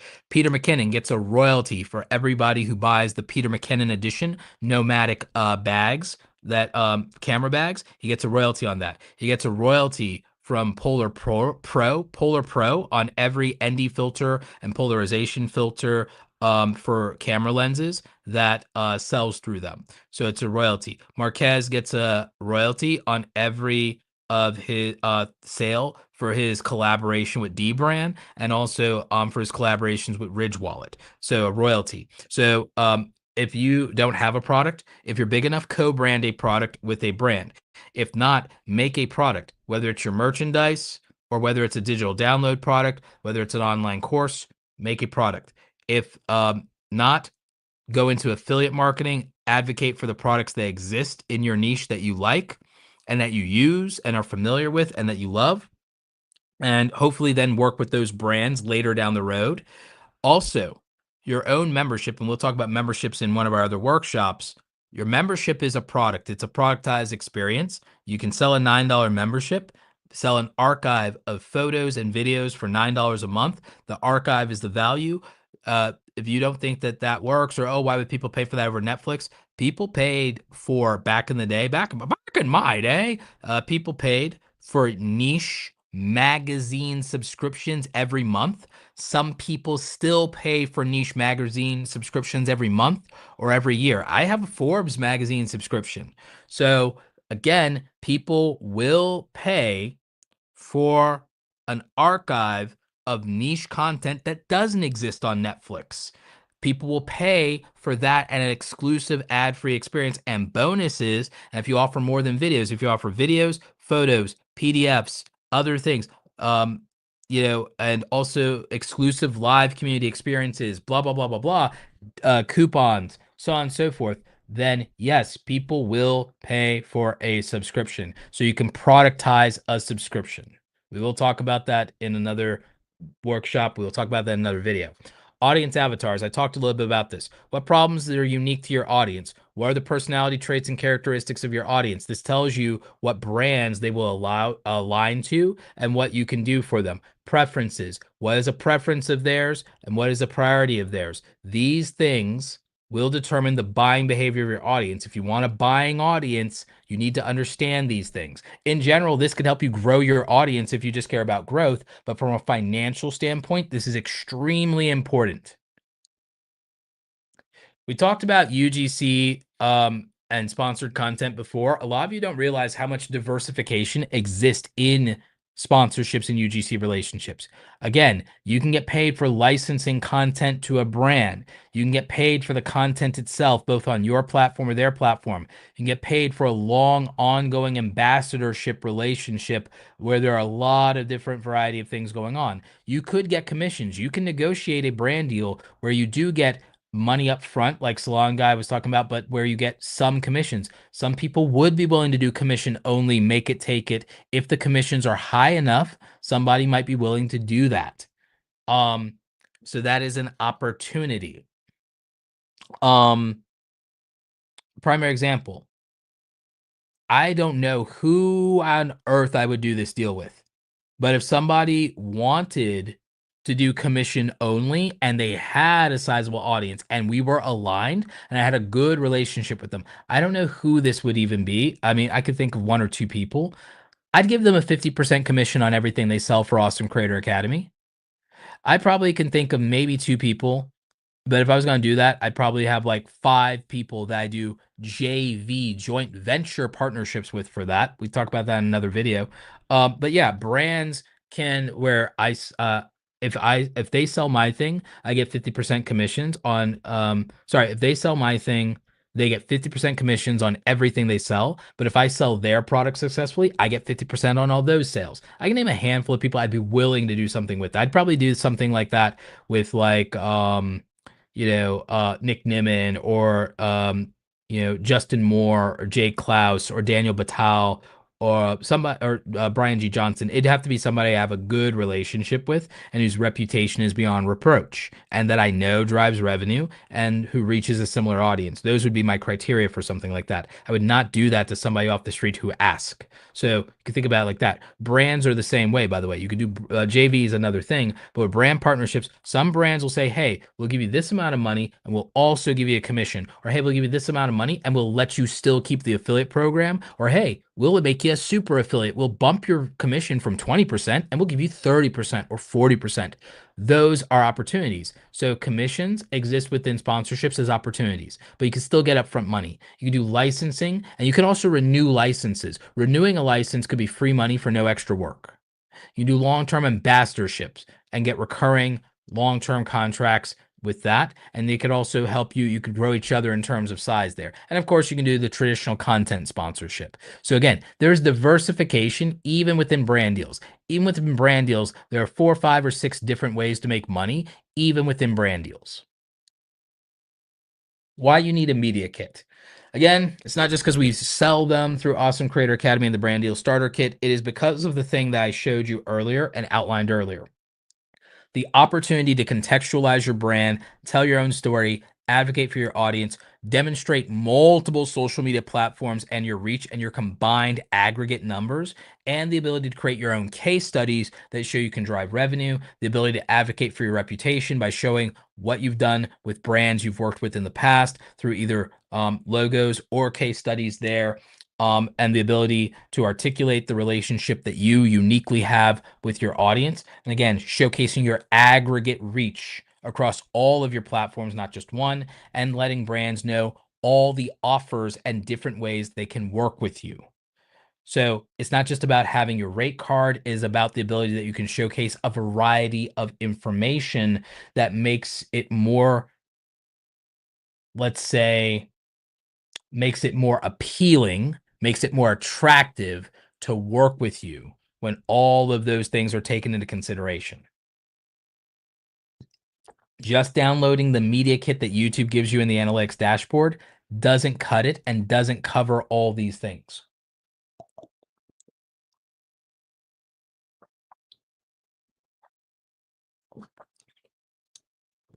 Terry W, thank you for the super chat. Terry W says, I love your thought of the pivot from PM niche to delivering execution to create TAM, total addressable market, pillars, people leading without authority, process delivery systems that work, platforms using AI to get work done. Yeah, absolutely.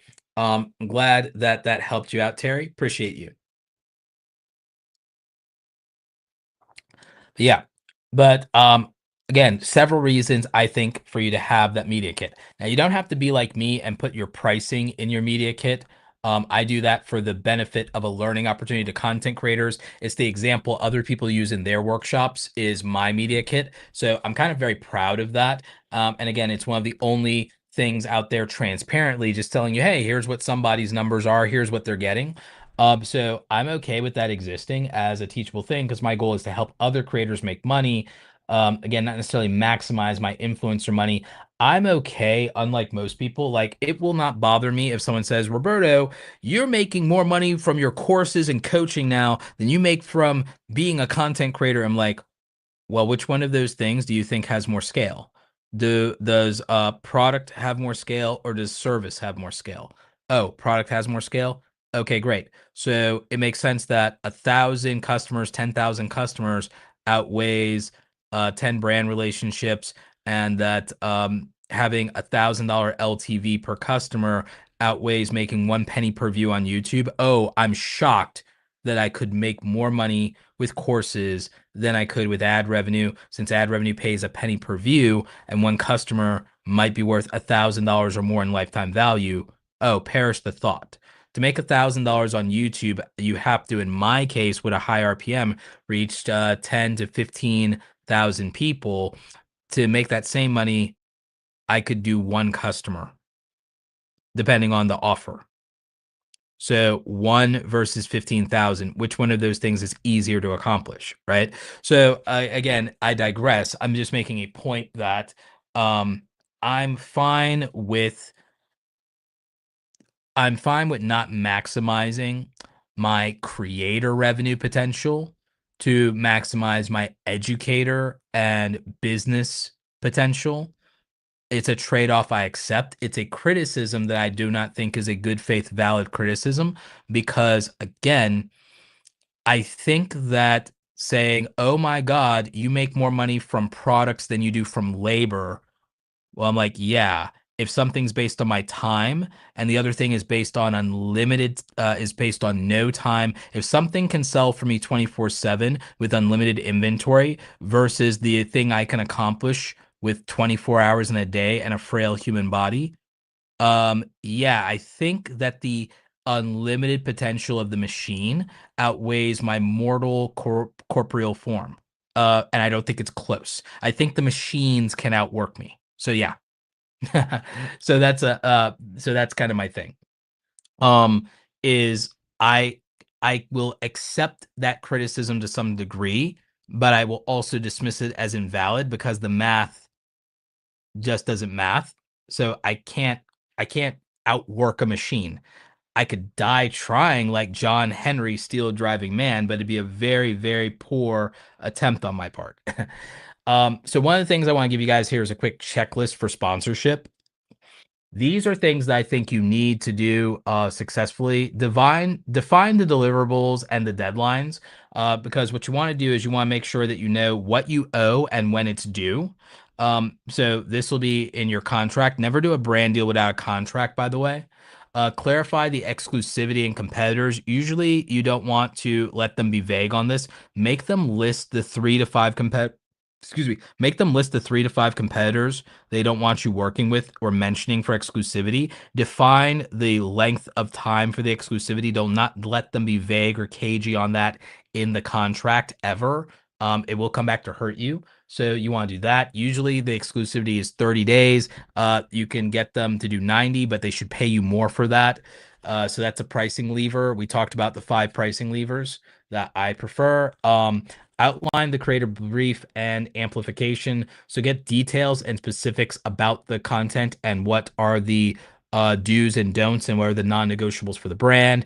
Make sure that you're not vague on the amplification as well in your other social media, and also what language is allowed and not allowed in your social media amplification.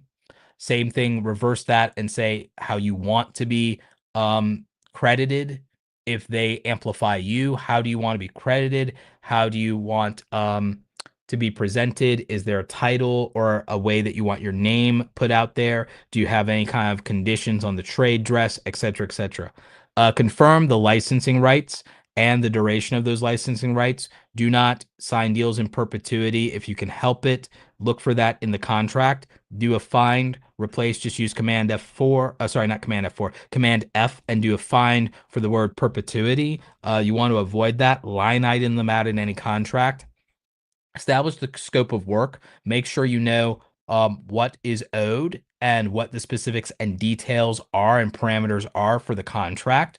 And then finalize the compensation and contract terms. Make sure that's what's agreed upon and make sure you know how much you're getting paid. Is any of it up front? When is the due date? Is it net 30, as in 30 days after publish date? Is it 60 days after publish date, next 60? Usually industry practice is net 30. Try to negotiate for net 15, get 15 days after publish. Get the specificity of how they process payment. Do you need to be in their payment processor? Is there a vendor portal that they have, etc.? Do they need your routing number, bank account number for an ACH debit? Are you doing PayPal? If they're doing PayPal, will they cover the fees so you get exactly what you're owed? So will they bonus that, etc., etc.? How to negotiate the brand deals. The negotiation can be intimidating. What I will tell you, and one of the things we talk about in the brand deal starter kit, is getting them on a call. Do not negotiate everything via email. The email outreach is to get them on a Zoom or Skype call or whatever it is. Well, Skype doesn't exist anymore, so it'd be a Zoom call. So get them on a Zoom call, a Google Meet, whatever it is. Get them on a call, negotiate virtually, face to face. If you can't do it in person for any reason, do it that way. Get them on a call. Even if it's a phone call, get them on a call, close the deal, be able to read their voice, their cues, be able to use all of your charisma, be able to read the vibe. You're going to get a better deal that way. So that's what I would say is important there. In talking price, talk about price toward the end of the call rather than the beginning of the call. Paint the vision of the relationship and the pitch. Come prepared, by the way, with a pitch on here's your concept, here are your ideas.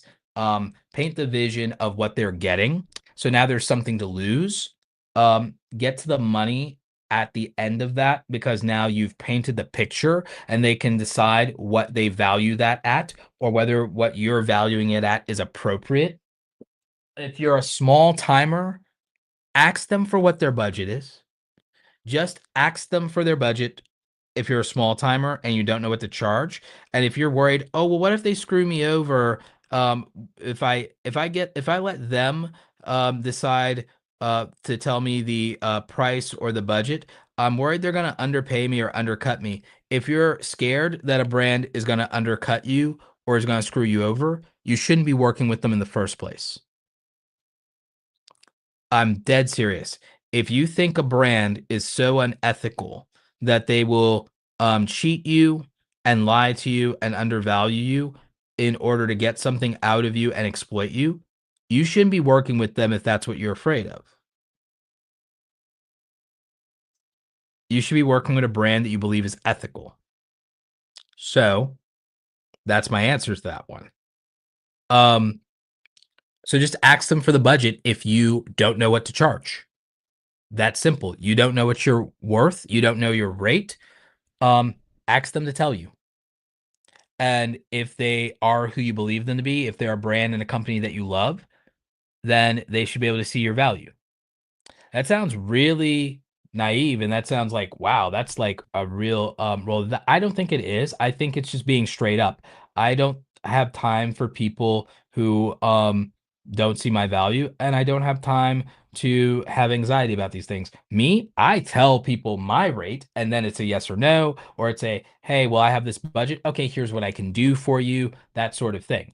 But for a lot of you who may not be in that place or have that confidence or have that large of an audience or reputation, your best bet is to ask someone what their budget is and then tell them what you are willing to do for that budget, or say, hey, if I do more for you based on one of these 5 levers here, one of these 5 things I can do, if I do more for you, can I get this much money instead? That's your negotiation. That's your haggling.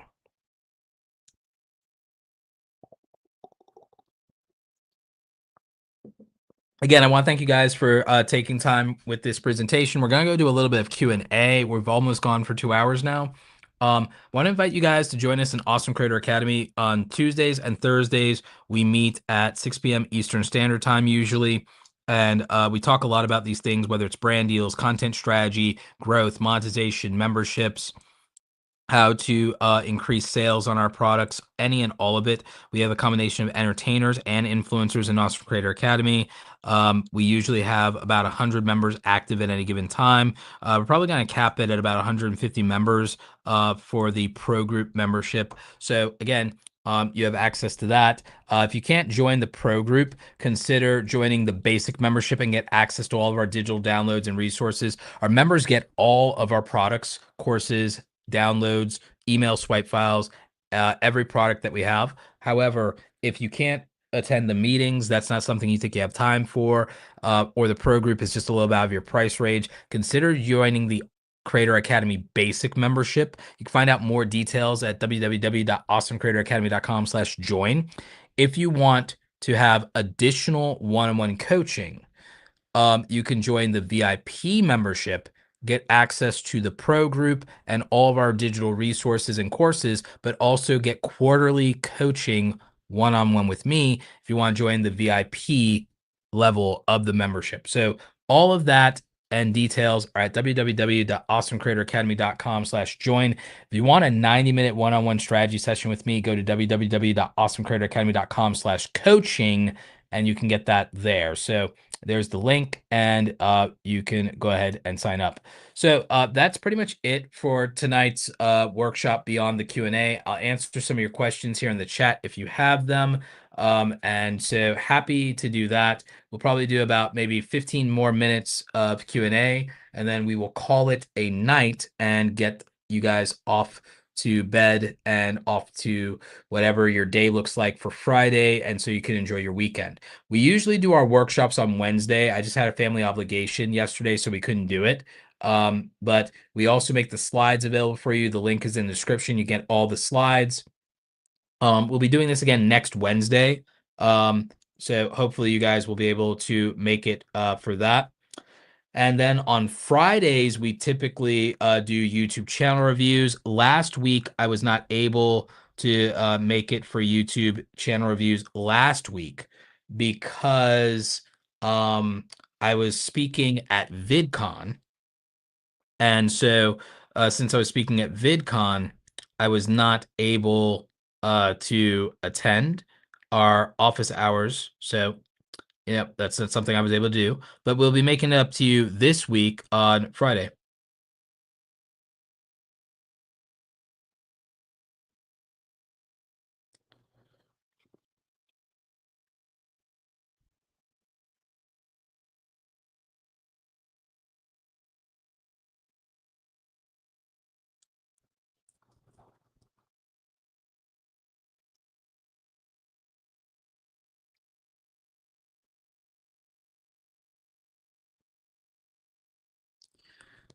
Let's see.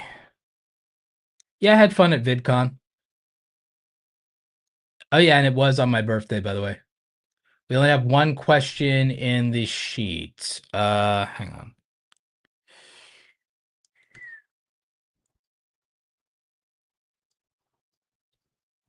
on. Let me bring up the sheet here.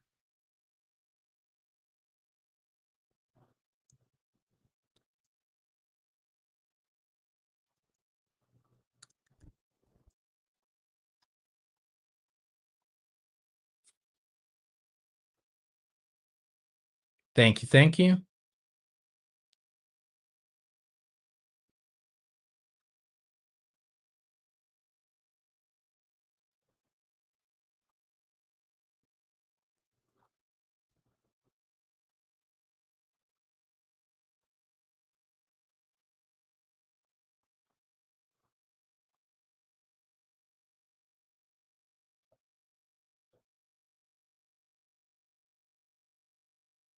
All right, so observer Andrea asked if Discord is suitable or too unprofessional for calls with brands. A lot of times it is, and you'd be surprised. A lot of the people in the marketing at brands are not familiar with Discord. Everyone basically is familiar with and knows what Zoom is or has used it. You just got to use Zoom. I know a lot of you, especially the younger creators, are really into Discord, but it's not really what you want to do for the business side of what you're doing when it comes to working with brands and professionals. It's not ideal. A lot of them don't know how to utilize this. A lot of these folks are older and they're not on either the tech or gaming side. Discord is much more tech gamer friendly, which is why a lot of you guys do it. Zoom is for business. Like that's just how the people in marketing, especially people in marketing over 30, the people in marketing over 30, they're a lot of them will not know what Discord is, and even if they do, they don't see it as professional. Uh, it's gonna work against you more than for you. Just because you're comfortable with it doesn't make it a good idea. Get used to the idea of doing Zoom. Do Zoom or Google Meet. They have no objections to Zoom or Google Meet. They're familiar with those. Everybody is after the pandemic. It works in professional circles. It's what you need to be doing.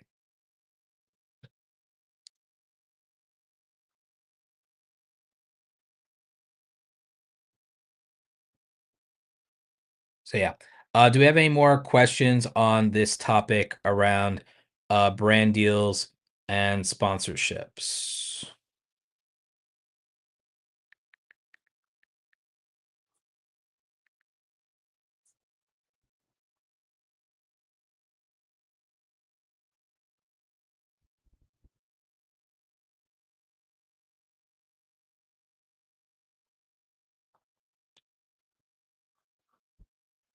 You're gonna watch the replay?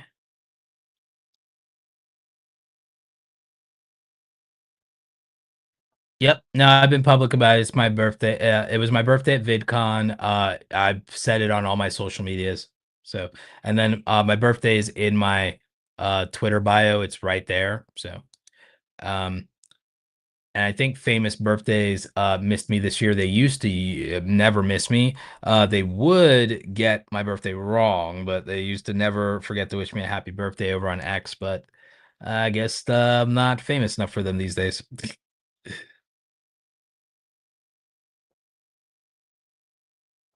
I'm not that upset about it. I'm mostly being sarcastic.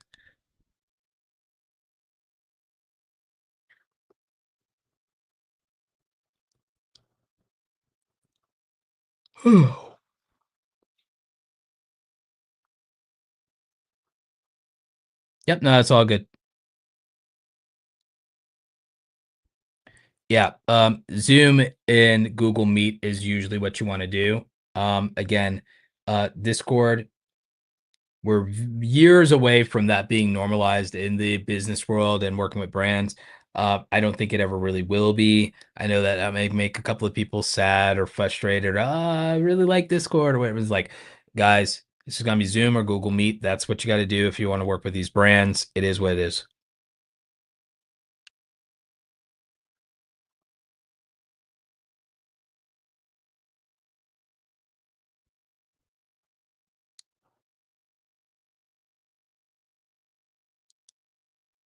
Yep. But if we don't have any more questions, I guess that I'll just remind everybody that the downloads for tonight's workshop, I think one, we don't have maybe questions because I answered so many of them by just virtue of the presentation. But also, I think it's that a lot of people are tired. It's actually almost 11 p.m. Eastern Standard. For those of you on the West Coast, you're probably still just tired from getting off work if you're watching from the West Coast. We have almost 300 of you across all 6 platforms. So really appreciate you guys tuning in tonight. Remember, links to everything I mentioned are in the description down below. Make sure you're checking out the Brand Deal Starter Kit. Make sure you're checking out Awesome Creator Academy. We got a discount code for you for the Brand Deal Starter Kit. Use code 20 off for 20% off. And that will work basically anytime you're watching one of these live streams. If it is still the summer, however, and you use code SummerSlam25, I believe you get 30% off. So you can use either of those codes. The 20% off is good anytime. SummerSlam only is good this summer of 2025. Those coupon codes are available for the Brand Deal Starter Kit and the YouTube Starter Kit. We do no discounts on Awesome Creator Academy or on my coaching calls. So the price is the price when it comes to those. We have links for everything in the description for you. We also have a link to the slide presentation for you to get all of the slides and all of the info. And this presentation will be live on the YouTube channel. We keep those up. You can go to the live tab on my YouTube channel where we have that. We usually also have a playlist for the individual workshops. You can also watch last week's workshop from Wednesday. It is live on the channel. That one is about setting up your LLC, making sure that you have your tax EIN number, and making sure you set up your business and your payment processors, your business bank account, your payment processors for your creator business. So we definitely made sure we covered that as the first one in our workshop series. So that's something to think about. Looks like I have a question here. Any tips for reaching out to NFL football player agents for meet and greets for family-owned barbecue restaurant?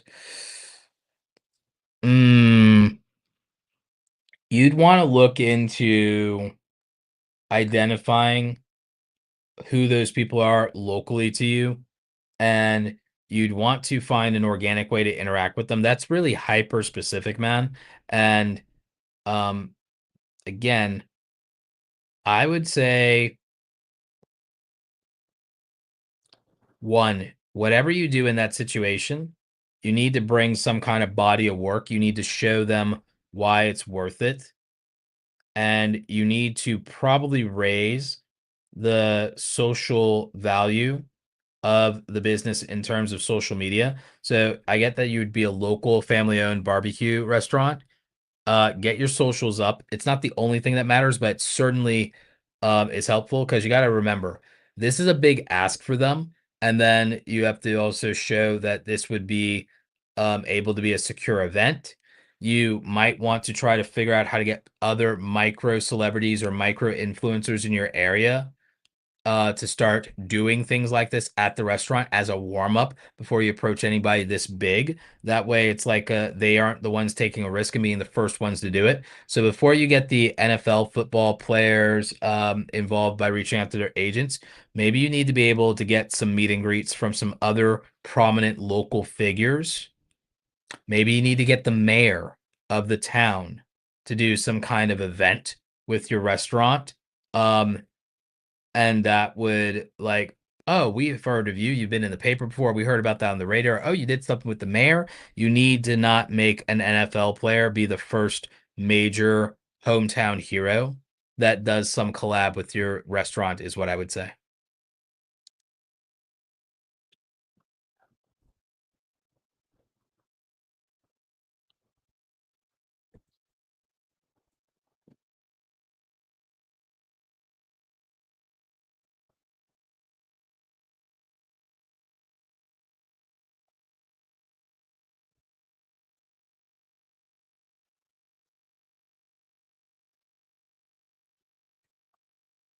Yep, no problem. But yeah, I think that that's it for tonight. Other than that, we will most likely see you here tomorrow night for YouTube channel reviews if nothing else happens. And other than that, we'll hopefully see you here next Wednesday for our next workshop. So we'll try to schedule that in advance so you know what to expect from that one. Other than that, you guys stay awesome. Have a good night. We're going to end it with you learning a little bit more about awesomecreatoracademy.com and everything we offer over there. Stay awesome. Bye.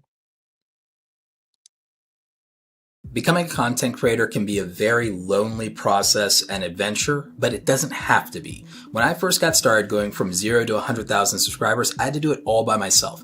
I didn't have a community of like-minded and like-hearted creators to talk to or to ask for advice, and I certainly didn't have a mentor to guide me along the way. I built the Awesome Creator Academy Pro group because when I was getting started, what would have meant the world to me is not to have to struggle alone when it comes to being a full-time content creator. If I had had a community of creators that I could talk to and share information with, I would have avoided a lot of mistakes in my early career, and there would have been opportunities with brand deals where I would have gotten a better understanding of how to negotiate, and I wouldn't have undersold myself. I wouldn't have been taken advantage of in those early situations. So in the Awesome Creator Academy Pro group, myself and our co-instructor Andy Rivera, we meet twice a week for office hours with our creators, and we share information, we talk about how we're building our creator businesses, and we offer constructive criticism and critique on the things that we're working on for our projects. You'll be part of a community of usually around 100 like-minded creators who are taking this seriously just like you are. You'll also have all access as a pro group member to all of our past, present, and future courses, training, templates, digital downloads, and swipe files. You have full access to our creator blueprints where you'll see our systems and the frameworks that we use to execute. You know, you always fall or rise to the standard of your systems. A lot of people really underestimate how important that is. We have digital download templates that can help you so you don't have to start with a blank canvas. These done for you files are actually incredibly helpful, especially for things like your thumbnails, your media kits, and anything you need for your branding as a content creator to look professional. We have email swipe files that help you with reaching out to brands. We have great information in helping you price yourself and build your packages appropriately. And remember, as part of the pro group, you have the opportunity to ask questions from myself and all the other creators participating. And so this means that if you need to ask questions about a negotiation or a brand deal, there's something you're not sure about, you're trying to find a better monetization opportunity with merch or affiliates, you have people who have done it before, who are already making money, that you can reach out to for advice. As I said, when I was starting out and I was flying solo, this is the thing that I wish I'd had the opportunity to be a part of, and it would have made all the difference in the world in helping me be an even more successful content creator. If you have questions, you can always reach out via support. We're happy to help you figure out if the pro group is right for you. Also, we do have the opportunity if you become a VIP member, if you also would like quarterly one-on-one coaching with me directly. Now go out there and create something awesome today, and hopefully we'll see you in the pro group. Take care.